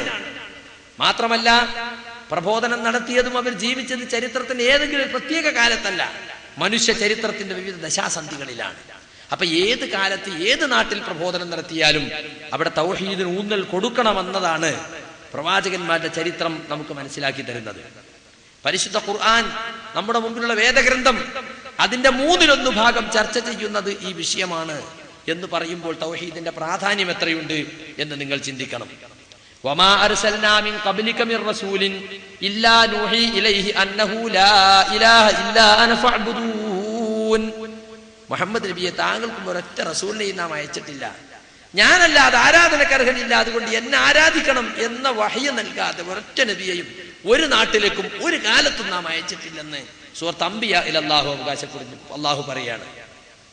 അത് ഒരു പ്രധാന തത്വമാണ്, ലോകത്ത് എല്ലാവരും അംഗീകരിക്കേണ്ട ഒരു തത്വമാണതെന്നും ഏത് കാലത്തും പ്രബോധനത്തിൽ അതിന് പ്രാധാന്യം കൊടുക്കണമെന്നുമാണ് അതിന്റെ അർത്ഥം. ഞാനിത് പറയാൻ കാരണം, നമ്മുടെ നാട്ടിൽ ഇനിയിപ്പോ അതൊന്നും പറയേണ്ടതില്ല, ഇവിടെ ഇനിയിപ്പോ തൗഹീദും ശിർക്കൊന്നും പറയേണ്ടതില്ല, അതിന്റെ കാലം കഴിഞ്ഞു. നമ്മള് വ്യതിയാന ലോബിയുടെ നേതാവ് സാക്ഷാൽ ഹുസൈൻ മടവൂർ എടവണ്ണമെന്ന് പ്രസംഗിച്ചത് നിങ്ങൾക്ക് ഓർമ്മ ഉണ്ടാവുക, ക്ലിപ്പ് നമ്മൾ പലതവണ ഇവിടെ കേൾപ്പിച്ചതാ. എടവണ്ണയെ സംബന്ധിച്ചാൽ പറയാണ്, ഇത് തൗഹീദിന്റെ നാടാണ്, ഇവിടെ ശിർക്കിനെ കുറിച്ച് പറയേണ്ടതില്ല. അദ്ദേഹം പ്രസംഗിച്ചതിന്റെ 50 മീറ്റർ ദൂരത്തുനിന്ന് ഖുറാഫി പള്ളി തല ഉയർത്തി നിൽക്കുന്നു. അപ്പൊ ശിർക്കിലേക്ക് പോകാനുള്ള വഴികൾ അവിടെ തുറന്നു വെക്കുകയാണ്. അത്തരം വഴികൾ ഏത് നാട്ടിലും എക്കാലത്തും ഉണ്ടാകാം, ഇബ്ലീസ് അടങ്ങിയിരിക്കുമെന്ന് നിങ്ങൾ വിചാരിക്കേണ്ടതില്ല. അപ്പൊ തൗഹീദിന്റെ പ്രാധാന്യം നമ്മുടെ ആളുകളെ പഠിപ്പിക്കണം, ശിർക്കിന്റെ ഗൗരവം ആളുകളെ ഓർമ്മപ്പെടുത്തണം. ശിർക്കിന്റെ ഗൗരവം എന്താണ്? ഇന്ന ശിർക ലദുൽമുൻ അലീം. ലുഖ്മാൻ തന്റെ മകന് നൽകിയ ഉപദേശത്തിൽ 1ാമത്തെ ഉപദേശം, കുഞ്ഞു മോനെ, നീ അള്ളാഹുവിൽ പങ്കുചേർക്കല്ല കേട്ടോ, കാരണം അള്ളാഹുവിൽ പങ്കുചേർക്കുക എന്നത് ഗുരുതരമായ അക്രമമാകുന്നു. ഇജ്തനിബു സബ്അൽ മൂബിഖാത്ത്, നാശകരങ്ങളായ 7 പാപങ്ങളെ നിങ്ങൾ പാടെ വർജിക്കണം എന്ന് പറഞ്ഞിട്ട് 1ാമതായി എണ്ണി പറഞ്ഞെന്താ? ശിർക്കു ബില്ലാഹ്, അള്ളാഹുവിൽ പങ്കുചേർക്കൽ. 2ാമതാണ് കൂടോത്രം, സിഹിർ, ചെയ്വന പറഞ്ഞിട്ടുള്ളത്. സിഹിർ പിന്നെയാണ് മനുഷ്യനെ വധിക്കല്, യത്തീമിന്റെ ധനം അന്യായമായി തിന്നല്, യുദ്ധരംഗത്ത് പിന്തിരിഞ്ഞോടല്, പതിവ്രതകളായ പെണ്ണുങ്ങളെ പറ്റി പറയല്, അതൊക്കെ പിന്നെയാ പറയുന്നത്. കണ്ടോ? അപ്പൊ അതിലൊക്കെ ഏറ്റവും ആദ്യമായി എടുത്തു പറഞ്ഞ കാര്യം ശിർക്കാണ്. മുസ്ലിം സമുദായത്തിൽ ശിർക്ക് വരുമെന്നല്ലേ അതിന്റെ സൂചന? വ്യക്തമായി റസൂൽ പറഞ്ഞതിനല്ലേ, ഇന്നഹു മൻ യുശ്രിക് ബില്ലാഹി ഫഖദ് ഹറമല്ലാഹു അലൈഹിൽ ജന്ന വമഅവാഹുൻ നാർ വമാ ലിൽസാലിമീന മിൻ അൻസാർ. ആരെങ്കിലും അല്ലാഹുവിൽ പങ്കു ചേർത്താൽ അവന് സ്വർഗം അല്ലാഹു നിഷിദ്ധമാക്കിയിരിക്കുന്നു, അവന് ചെന്നെത്താനുള്ള സങ്കേതം നരകമാണ്, അക്രമികൾക്ക് യാതൊരു സഹായികളും ഇല്ല തന്നെ. അപ്പൊ ശിർക്ക് ചെയ്തവന് അവൻ എന്തൊക്കെ നന്മകൾ ഉണ്ടായിട്ടും കാര്യമല്ല, അവൻ അവസാനം ചെന്നെത്തുന്ന നരകത്തിലായിരിക്കും, യാതൊരു സംശയവുമില്ല. അവന്റെ മറ്റ് നന്മകളെയൊക്കെ അത് ദഹിപ്പിച്ചു കളയും. വലഖദ് ഊഹിയ ഇലൈക വഇലല്ലദീന മിൻ ഖബ്ലിക ലഇൻ അശറക്ത ലയഹ്ബതന്ന അമലുക വലതകൂനന്ന മിനൽ ഖാസിരീൻ. മുഹമ്മദ് നബിയെ, നിനക്കും നിന്റെ മുമ്പുള്ള അമ്പിയാക്കൾക്കും വഹി നൽകപ്പെട്ടിട്ടുണ്ട്, നിങ്ങൾ ആരെങ്കിലും ശിർക്ക് ചെയ്താൽ നിങ്ങളുടെ അമലുകൾ പൊളിഞ്ഞു പോകുന്നതാണ്, നിങ്ങൾ നഷ്ടപ്പെട്ടവരെ കൂട്ടത്തിൽ പെട്ടുപോകുന്നതാണ്. ബലില്ലാഹ ഫഅബ്ദ് എന്ന് മാത്രമല്ല, അല്ലാഹുവിനെയാണ് നിങ്ങൾ ആരാധിക്കേണ്ടത്. വകും മിനശ് ശാകിരീൻ, അവനോട് നിങ്ങൾ നന്ദിയുള്ളവരായിരിക്കണം. അപ്പൊ ശിർക്ക് ചെയ്താൽ നമ്മളെ അമലുകളൊക്കെ പൊളിഞ്ഞു പോകും. യാതൊരു അമലും അല്ലാഹു സുബ്ഹാനഹു വ തആല പരിഗണിക്കുന്നതല്ല എന്ന് നമ്മൾ മനസ്സിലാക്കണം. അയാൾ കുറെ പാവങ്ങൾക്ക് ഭക്ഷണം കൊടുത്തിട്ടുണ്ടാവും, യതീമിനെ സഹായിച്ചിട്ടുണ്ടാകും, കച്ചവടത്തിലും ഇടപാടിലും ഒക്കെ വളരെ സൂക്ഷ്മത കൈക്കൊണ്ടിട്ടുണ്ടാകും, പെരുമാറ്റത്തിലൊക്കെ വളരെ ശ്രദ്ധിച്ചിട്ടുണ്ടാവും, നല്ല വാക്ക് മാത്രം പറയാൻ ശ്രമിച്ചിട്ടുണ്ടാവും, നീതിബോധം ഉണ്ടാവും, സത്യസന്ധത ഉണ്ടാകും, ഒക്കെ ഉണ്ട്. കൂട്ടത്തിൽ ശിർക്കുണ്ടെങ്കിൽ മറ്റെല്ലാ നന്മകളെയും അത് ദഹിപ്പിച്ചു കളയുന്നതാണ്. അത്രയും വിഷമാണത്. അങ്ങനത്തെ ഗുരുതരമായ പാപമാണ്. ഒരു മനുഷ്യനെ കൊണ്ട് ചെയ്യാൻ സാധിക്കുന്ന തെറ്റുകളിൽ വെച്ച് ഏറ്റവും വലിയ തെറ്റാണത്. ഇമാം മുസ്ലിം കിതാബുൽ ഈമാനിൽ ഉദ്ധരിച്ച, തന്റെ സഹീഹിൽ ഉദ്ധരിച്ച ഹദീസിൽ കാണാം, മൻ ലഖിയല്ലാഹ ലാ യുശ്രികു ബിഹി ശൈഅൻ ദഖലൽ ജന്ന. അല്ലാഹുവിൽ യാതൊന്നിനെയും പങ്കു ചേർക്കാതെ ആരെങ്കിലും അല്ലാഹുവിനെ കണ്ടുമുട്ടിയാൽ അവൻ സ്വർഗ്ഗത്തിൽ കടക്കും. വമൻ ലഖിയഹു യുശ്രികു ബിഹി ദഖലൻ നാർ. അല്ലാഹുവിൽ പങ്കു ചേർക്കുന്നവനായിക്കൊണ്ട് ആരെങ്കിലും അല്ലാഹുവിനെ കണ്ടുമുട്ടിയാലോ ദഖലൻ നാർ, അവൻ നരകത്തിൽ കടക്കുക തന്നെ ചെയ്യും. ഇത്രയും ഗൗരവമുള്ള ഈ കുറ്റം നമ്മളിൽ സംഭവിക്കാതിരിക്കാൻ എന്ത് മുൻകരുതലാണ് സുഹൃത്തുക്കളെ നമ്മൾ എടുത്തിട്ടുള്ളത്? അല്ലാഹും റസൂലും വളരെ ഗൗരവത്തിൽ ഉണർത്തിയ കാര്യമല്ലേ? പക്ഷേ രണ്ട് ഷഹാദത്ത് കലിമയും അംഗീകരിച്ച, ലാ ഇലാഹ ഇല്ലല്ലാഹ് മുഹമ്മദ് റസൂലുള്ളാഹി എന്ന് അംഗീകരിച്ച മുസ്ലിം ഉമ്മത്തിൽ ശിർക്ക് വരാൻ സാധ്യതയില്ലെന്നാണ് ഇവിടുത്തെ ഖുറാഫികൾ പ്രചരിപ്പിക്കുന്നത്. മറ്റെന്ത് കുറ്റത്തെ പേടിച്ചാലും ശിർക്ക് ഞങ്ങൾ പേടിക്കേണ്ടതില്ല. മുസ്ലിയാക്കന്മാര് വയന്ന് പറയുന്നു, ജനങ്ങളെ, നിങ്ങളെ ഒന്നും ശരിയില്ല, നിങ്ങളെ കുളി ശരിയില്ല, നിങ്ങളെ തയമ്മും ശരിയില്ല. നോമ്പ് കാലം വന്നാൽ വയന്ന് നോമ്പിന് അങ്ങനെയാണ് അത്തായം കഴിക്കേണ്ടത്, നോമ്പ് കാലത്തെ ഇബാദത്ത് ഇങ്ങനെയാണ്, നോമ്പ് കാലത്തെ നിസ്കാരം ഇങ്ങനെയാണ്, സക്കാത്ത് ഇങ്ങനെയാണെന്നൊക്കെ പറഞ്ഞ്, സദഖ ഇങ്ങനെയാണെന്ന് പറഞ്ഞ് പ്രസംഗം. എന്താ അതിൻ്റെയൊക്കെ ആകത്തുക? എന്താ? റസൂലുള്ളാഹിന്റെ കാലത്തെ നിസ്കാരം, റസൂലുള്ളാഹിന്റെ കാലത്തെ നോമ്പ്, റസൂലുള്ളാഹിന്റെ കാലത്തെ ഹജ്ജ്, അതുപോലെയുള്ള കർമ്മങ്ങളൊന്നും അതിന്റെ തനതായ രൂപത്തിൽ ഇന്ന് നിലനിൽക്കുന്നില്ല. മുസ്ലിമീങ്ങളെ മുസ്ലിയാക്കന്മാർ അങ്ങോട്ട് തിരിച്ചു വിളിക്കാണ്. റസൂൽ നിസ്കരിച്ചതുപോലെ നിസ്കരിക്കും കൂട്ടരെ, സ്വഹാബത്ത് നോമ്പെടുത്തതുപോലെ നോമ്പെടുക്കും കൂട്ടരെ. അപ്പൊ അതിലൊക്കെ മുസ്ലിമീങ്ങൾക്ക് തെറ്റ് പറ്റിയിട്ടുണ്ടെന്ന് സമ്മതിക്കുകയാണവർ. ഇസ്ലാം കാര്യത്തിലെ 4 കാര്യത്തിലും തെറ്റുകൾ, അബദ്ധങ്ങൾ മുസ്ലിമീങ്ങൾക്ക് സംഭവിച്ചിട്ടുണ്ട്. അല്ലെങ്കിൽ റസൂല് പഠിപ്പിച്ച സമ്പൂർണമായ അർത്ഥത്തിലുള്ള ഇബാദത്തുകൾ നിലനിൽക്കുന്നില്ല. പക്ഷെ തൗഹീദിന്റെ കാര്യത്തിൽ അഥവാ ഷഹാദത്ത് കലിമയുടെ കാര്യത്തിൽ മാത്രം യാതൊരു അബദ്ധവും നമ്മുടെ ആളുകൾക്ക് സംഭവിച്ചിട്ടില്ല എന്നാണ് ഇവർ പ്രചരിപ്പിക്കുന്നത്. വാസ്തവത്തിൽ അവിടെയും നമുക്ക് തെറ്റു പറ്റിയിട്ടുണ്ട്, അതിലും നമുക്ക് അബദ്ധങ്ങൾ പണഞ്ഞിട്ടുണ്ട് എന്ന് തിരിച്ചറിയുന്നിടത്തു നിന്നാണ് ഒരാൾ മുജാഹിദായി മാറുന്നത്, സലഫിയായി മാറുന്നത്. നിസ്കാരത്തിലും നോമ്പിലും സക്കാത്തിലും ഹജ്ജിലും ഒക്കെ അബദ്ധങ്ങൾ പറ്റിയിട്ടുണ്ടെങ്കിൽ, റസൂൽ പഠിപ്പിച്ച തനതായ രൂപത്തിൽ നിന്ന് നിലനിൽക്കുന്നില്ലെങ്കിൽ, തൗഹീദിലും മായം കലർന്നിട്ടുണ്ട്, റിസാലത്ത് മനസ്സിലാക്കുന്നിടത്ത് മായം കലർന്നിട്ടുണ്ട്, ശിർക്ക് ബിദ്അത്തുകൾ മുസ്ലിം സമൂഹത്തിൽ നിലനിൽക്കുന്നുണ്ട് എന്ന് തിരിച്ചറിയുമ്പോഴാണ് ഒരാൾ മാറി ചിന്തിക്കുകയും സലഫിയാവുകയും ചെയ്യുന്നത്. പക്ഷെ നമ്മളെ സംബന്ധിച്ചിടത്തോളം നമ്മൾ മുജാഹിദ് കുടുംബത്തിൽ പിറന്നു വീണത് കൊണ്ട് ആ ഒഴുക്കിനനുസരിച്ച് അങ്ങനെ നീന്തി കൊടുക്കുകയാണ് നമ്മൾ പലരും അത് വേണ്ടതുപോലെ മനസ്സിലാക്കിയിട്ടില്ല. സുഹൃത്തുക്കളെ, മുസ്ലിമീങ്ങളിൽ ശിർക്ക് വരാൻ സാധ്യതയില്ലെന്നോ മുസ്ലിങ്ങൾ ശിർക്കിനെ ഭയപ്പെടേണ്ടതില്ലെന്നോ അല്ലാഹുവോ റസൂലോ പഠിപ്പിച്ചിട്ടില്ല. മറ്റു പാപങ്ങളെക്കാൾ ഏറെ ശിർക്കിനെ ഭയപ്പെടണമെന്നാണ് ഖുർആനും നബിയും പഠിപ്പിക്കുന്നത്. അതിനാണ് ഞാൻ 7 മഹാപാപങ്ങളെ കുറിച്ച് പറഞ്ഞ ഹദീസുകളെ കേൾപ്പിച്ചത്. അതാരോടാ പറഞ്ഞത്? മുസ്ലിമീങ്ങളോടാ പറഞ്ഞത്. 7 പാപങ്ങളെ നിങ്ങൾ വിട്ടു നിൽക്കണം. എന്നിട്ട് ഒന്നാമത് എണ്ണി പറഞ്ഞത് ശിർക്കാണ്.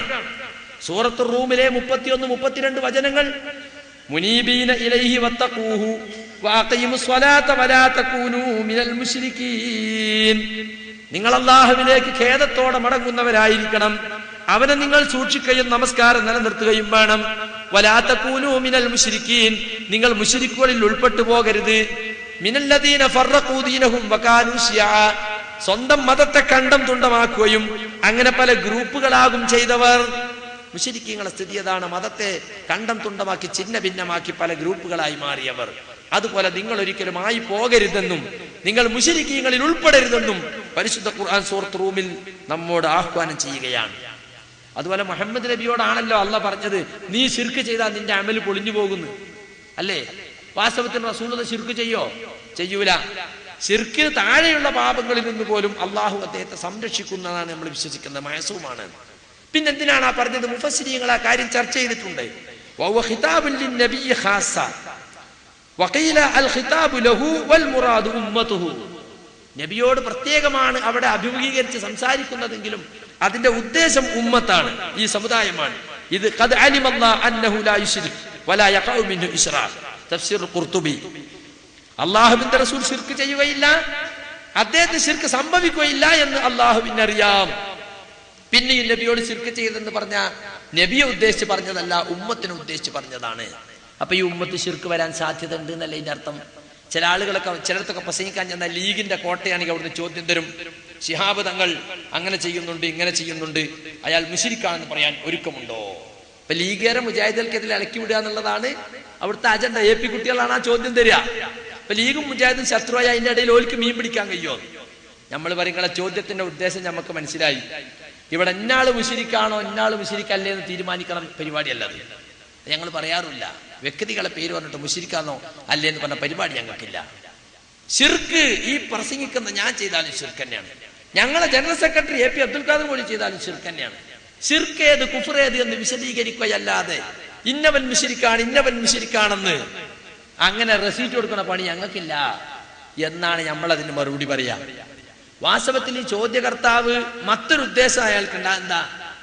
അത്രയും നബി കുടുംബത്തിൽപ്പെട്ട മഹാനായ അദ്ദേഹത്തിന് ശിർക്ക് വരുമോന്നാണ്. അള്ളാഹ് പറയുന്നത്, മുഹമ്മദേ നീ ശിർക്ക് ചെയ്താൽ നിന്റെ അമല് പൊളിഞ്ഞു പോകും. അത്ര വലിയ തങ്ങളല്ലല്ലോ. ഇപ്പൊ ഏതായാലും മുഹമ്മദ് മുസ്തഫ നബി സല്ലല്ലാഹു അലൈഹി വസല്ലം തങ്ങൾ അത്ര വലിയ തങ്ങളല്ലല്ലോ, അതിന്റെ താഴെയുള്ളവരല്ലേ. അപ്പൊ അതങ്ങനെ തന്നെ മനസ്സിലാക്കി വെച്ചാൽ ഒരു പ്രശ്നമല്ല. ആരിലും ശിർക്ക് സംഭവിക്കാം. പ്രവാചകന്മാരെ അള്ളാഹു പ്രത്യേകം കാത്തു സൂക്ഷിച്ചത് കൊണ്ട് അവന് ശിർക്ക് ഉണ്ടാവില്ല.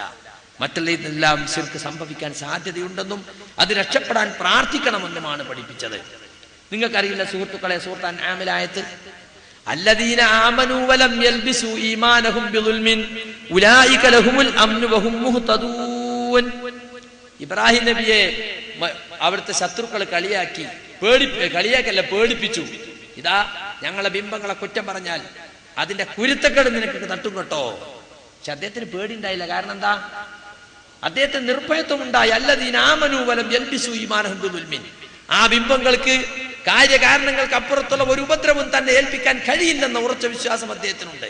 അള്ളാഹു പറയാണ്, വിശ്വസിക്കുകയും തങ്ങളുടെ ഈ വിശ്വാസത്തിൽ ളുൽമ് കലർത്താതിരിക്കുകയും ചെയ്തവർ അവർക്കാകുന്നു നിർഭയത്വം, അവരാകുന്നു സന്മാർഗം പ്രാപിച്ചവർ. ഈ ആയത്തിറങ്ങിയപ്പോ സഹാബത്ത് റസൂലുള്ളാഹിന്റെ അടുത്ത് വന്നു, അയ്യുനാലം യൽലിം നഫ്സഹു, സ്വന്തം ശരീരത്തോട് എന്തെങ്കിലും ഒരു ളുൽമ് ചെയ്യാത്ത ആരാ നബിയെ ഞങ്ങളുടെ കൂട്ടത്തിലുള്ളത്? അവർക്കൊന്നും നിർഭയത്വമില്ല എന്നല്ലേ പറഞ്ഞത്? അപ്പൊ റസൂല് പറഞ്ഞെടുത്തു, നിങ്ങളാ ഉദ്ദേശിച്ച ളുൽമല്ല അല്ലാഹ് അവിടെ ഉദ്ദേശിച്ചത്. ലുഖ്മാൻ തന്റെ മകനോട് പറഞ്ഞൊരു ളുൽമ് നിങ്ങൾക്ക് അറിയില്ലേ? ഇന്ന ശിർക്കൽ ളുൽമുൻ അലീം, ആ ളുൽമാണ് ഇവിടെ ഉദ്ദേശിച്ചത്. അപ്പൊ ഇത് ചേകനൂരികൾ ഒരു കാര്യം മനസ്സിലാക്കിക്കോട്ടെ. അറബി ഭാഷ മാത്രം പറഞ്ഞതുകൊണ്ട് ഖുർആൻ മനസ്സിലാവില്ല. അറബികൾ നല്ല അറബികളാണല്ലോ സഹാബികള്, അവർക്ക് ളുൽമിന്റെ അർത്ഥം അറിയാം. പക്ഷെ ആ ഉദ്ദേശം എന്താണെന്ന് മുഹമ്മദ് മുസ്തഫ സല്ലല്ലാഹു അലൈഹി വസല്ലം വിശദീകരിച്ചു കൊടുക്കണം. സാധാരണ ളുൽമല്ല അവിടെ ഉദ്ദേശം. ലുഖ്മാൻ തന്റെ മകനോട് പറഞ്ഞ ളുൽമാണ്. അത് പറഞ്ഞാൽ ശിർക്ക്, വിശ്വാസത്തിൽ ശിർക്ക് കലരാതിരിക്കണം, അപ്പോഴേ നിർഭയത്വം ഉണ്ടാവുകയുള്ളൂ. അപ്പൊ ശിർക്കിനെ സൂക്ഷിക്കണം എന്നല്ലേ ഇതിന്റെ അർത്ഥം. സൂറത്ത് അൻആമിൽ തന്നെ കാണാം, അല്ലാഹു അല്ലാത്തവരുടെ പേരിൽ അറുക്കപ്പെട്ടതിനെ സംബന്ധിച്ച് പറയുന്ന അടുത്ത് വലാ തഅകുലു മിമ്മാ ലം യുദ്കരി ഇസ്മുല്ലാഹി അലൈഹി വഇന്നഹു ലഫിസ്ഖുൻ. അള്ളാഹുവിന്റെ പേര് പറയപ്പെടാത്ത അങ്ങനെ അറുക്കപ്പെട്ടത് നിങ്ങൾ തിന്നാൻ പാടില്ല, അത് അധർമ്മമാണ്. പിശാചുക്കൾ അവരുടെ മിത്രങ്ങൾക്ക് രഹസ്യ സന്ദേശം നൽകുന്നതാണ്. ലിയുജാദിലൂക്കും, അവർ നിങ്ങളോട് തർക്കിക്കാൻ വേണ്ടി. അവരെ നിങ്ങൾ അനുസരിച്ചാൽ നിങ്ങളും മുശ്രിക്കുകളാകുന്നതാണ്. അപ്പോ പിശാചുക്കൾ അള്ളാഹുവിന്റെ പേര് പറയപ്പെടാതെ അറുത്തത് അത് തിന്നുന്നതിനെ സംബന്ധിച്ച് നിങ്ങളോട് തർക്കിക്കാൻ വരും. അവരെ നിങ്ങൾ അനുസരിച്ചു പോയാൽ നിങ്ങൾ ശിർക്ക് ചെയ്യുന്നവരായി മാറും. സുഹൃത്തുക്കളെ, ബിംബാരാധനയ്ക്കെതിരിൽ പോരാടിയ, അക്ഷരാർത്ഥത്തിൽ തന്നെ അഗ്നി പരീക്ഷണം ഏറ്റുവാങ്ങിയ ഹസ്രത്ത് ഇബ്രാഹിം നബി പ്രാർത്ഥിച്ച പ്രാർത്ഥന ഏതാ? സൂറത്ത് ഇബ്രാഹിമിലെ 35-ാമത്തെ ആയത്തിൽ എന്താണ്? വഇദ് ഖാല ഇബ്രാഹിം റബ്ബി ജഅൽ ഹാദാ ബലദൻ ആമിന വജ്നുബ്നി വബനിയ അൻ നഅബുദൽ അസ്നാം. ഇബ്രാഹിം നബി പ്രാർത്ഥിച്ചു, അല്ലാഹ്, എന്റെ റബ്ബേ, ഈ നാടിനെ നീ നിർഭയമായ രാജ്യമാക്കണേ, എന്നെയും എന്റെ സന്താനങ്ങളെയും ഞങ്ങൾ ബിംബങ്ങൾക്ക് ആരാധന ചെയ്യുന്നതിൽ നിന്നും നീ അകറ്റി നിർത്തേണമേ. കണ്ടോ? സ്വനമ് എന്ന് പറഞ്ഞ മനുഷ്യരൂപത്തിൽ കൊത്തി ഉണ്ടാക്കപ്പെട്ട ബിംബമാണ്. അങ്ങനെയുള്ള ബിംബങ്ങൾക്ക് ആരാധന ചെയ്യുന്നതിൽ നിന്നും എന്നെയും എന്റെ മക്കളെയും നീ അകറ്റി നിർത്തണേ. തൗഹീദിന്റെ നേതാവാണ് ആ ദുആ ചെയ്യുന്നത്. നമ്മളൊക്കെ എത്രമാത്രം പേടിക്കണം ശിർക്കിനെ എന്ന് അത് മനസ്സിലാക്കണം. യാക്കൂബ് നബി അലൈഹിസ്സലാത്തു വസ്സലാമിന് മരണമാസന്നമായ സന്ദർഭത്തിൽ മക്കളെ മുഴുവൻ വിളിച്ചു വരുത്തിയിട്ട് ചോദിക്കാണ്, മാ തഅബുദൂന മിൻ ബഅദി, നിങ്ങൾ എനിക്ക് ശേഷം ആരെയാണ് ആരാധിക്കുക? ആരോടാ ചോദിക്കുന്നത്? സ്വന്തം മക്കളോടാ ഒരു പ്രവാചകൻ ചോദിക്കുന്നത്. അവരുടെ മറുപടി, നഅബുദു ഇലാഹക വ ഇലാഹ ആബായിക ഇബ്രാഹീം വ ഇസ്മാഈല വ ഇസ്ഹാഖ ഇലാഹം വാഹിദ വ നഹ്നു ലഹു മുസ്ലിമൂൻ. ബാപ്പാങ്ങളൊന്നും വിഷമിക്കണ്ട, നിങ്ങൾ ആരാധിച്ച, നിങ്ങളെ പൂർവ്വപിതാക്കന്മാരായ ഇബ്രാഹിം, ഇസ്മായിലും ഇസ്ഹാഖും ആരാധിച്ച അതേ അള്ളാഹുവിനെ തന്നെയാണ് ഞങ്ങൾ ഇബാദത്തെടുക്കുക. ഞങ്ങൾ അവന് സർവവും സമർപ്പിച്ച മുസ്ലിങ്ങളായിരിക്കും. ഇതുകൊണ്ട് ഇത് ചോദിച്ചുകൊണ്ടാണ് യഹൂദികളോട് ചോദിക്കുന്നത്. യാക്കൂബ് നബി നിങ്ങൾ ആളാണെന്നാണല്ലോ നിങ്ങൾ വാദിക്കുന്നത്. എന്നാൽ യാക്കൂബ് നബിക്ക് മരണമാസന്നമായ സമയത്ത് അദ്ദേഹം ഈ വസിയത്ത് നൽകുമ്പോൾ നിങ്ങൾ അവിടെ ഉണ്ടായിരുന്നോ? സ്വന്തം മക്കൾ തൗഹീദിൽ നിന്ന് പഴച്ചു പോകുമോ എന്ന പേടി, ലാ ഇലാഹ ഇല്ലല്ലാഹ് അംഗീകരിച്ച മക്കൾ ശിർക്കിലേക്ക് പോകുമോ എന്ന പേടി പ്രവാചകന്മാർക്ക് വരെ ഉണ്ടായിരുന്നുവെന്ന് നമ്മൾ മനസ്സിലാക്കണം. ഇനി റസൂലുള്ളാഹി സ്വല്ലല്ലാഹു അലൈഹി വസല്ലമയുടെ ഹദീസ് എടുത്ത് നോക്കിയാലോ, ലാ തഖൂമു സാഅ ഹത്താ തൽതരിബ അലിയാതു നിസാഇ ദൗസ് അലാ ദിൽ ഖൽസാ. ദിൽ ഖൽസാ എന്ന് പറയുന്ന ജാഹിലിയത്തിൽ ആരാധിക്കപ്പെട്ടിരുന്ന ഒരു കേന്ദ്രം ഉണ്ടായിരുന്നു. അത് നബവിയൊക്കെ പറയുന്നത് അതിനു ചുറ്റും ആളുകൾ ഇങ്ങനെ തവാഫ് ചെയ്തിരുന്നു എന്നാണ്. ഒരു ബൈത്തു സനമിൻ ബി ബിലാദി ദൗസ്, ദൗസിലെ നാട്ടിലുള്ള ഒരു ബിംബാലയമായിരുന്നു അത്. അതിനു ചുറ്റും പെണ്ണുങ്ങൾ ഇങ്ങനെ തവാഫ് ചെയ്യുന്നത് വരെ അന്ത്യസമയം സംഭവിക്കുകയില്ല. പെണ്ണുങ്ങളുടെ പ്രശ്നങ്ങൾ തമ്മിൽ തട്ടുന്ന പറഞ്ഞാൽ എന്നാൽ അത്രയും തിരക്ക് കൂട്ടും. ഈ ദുൽഖൽസ എന്ന് പറയുന്ന ബിംബാലയത്തിന് ചുറ്റും തവാഫ് ചെയ്യാൻ പെണ്ണുങ്ങൾ തിക്കിത്തിരക്കുന്നത് വരെ അന്ത്യസമയം സംഭവിക്കുകയില്ല എന്ന് പറഞ്ഞിട്ടുണ്ട് റസൂലുള്ളാഹി സ്വല്ലല്ലാഹി അലൈഹി വസല്ലം. ഇതും ഇമാം ബുഖാരി കിതാബുൽ ഫിതനിൽ ഉദ്ധരിക്കുന്നതാണ്.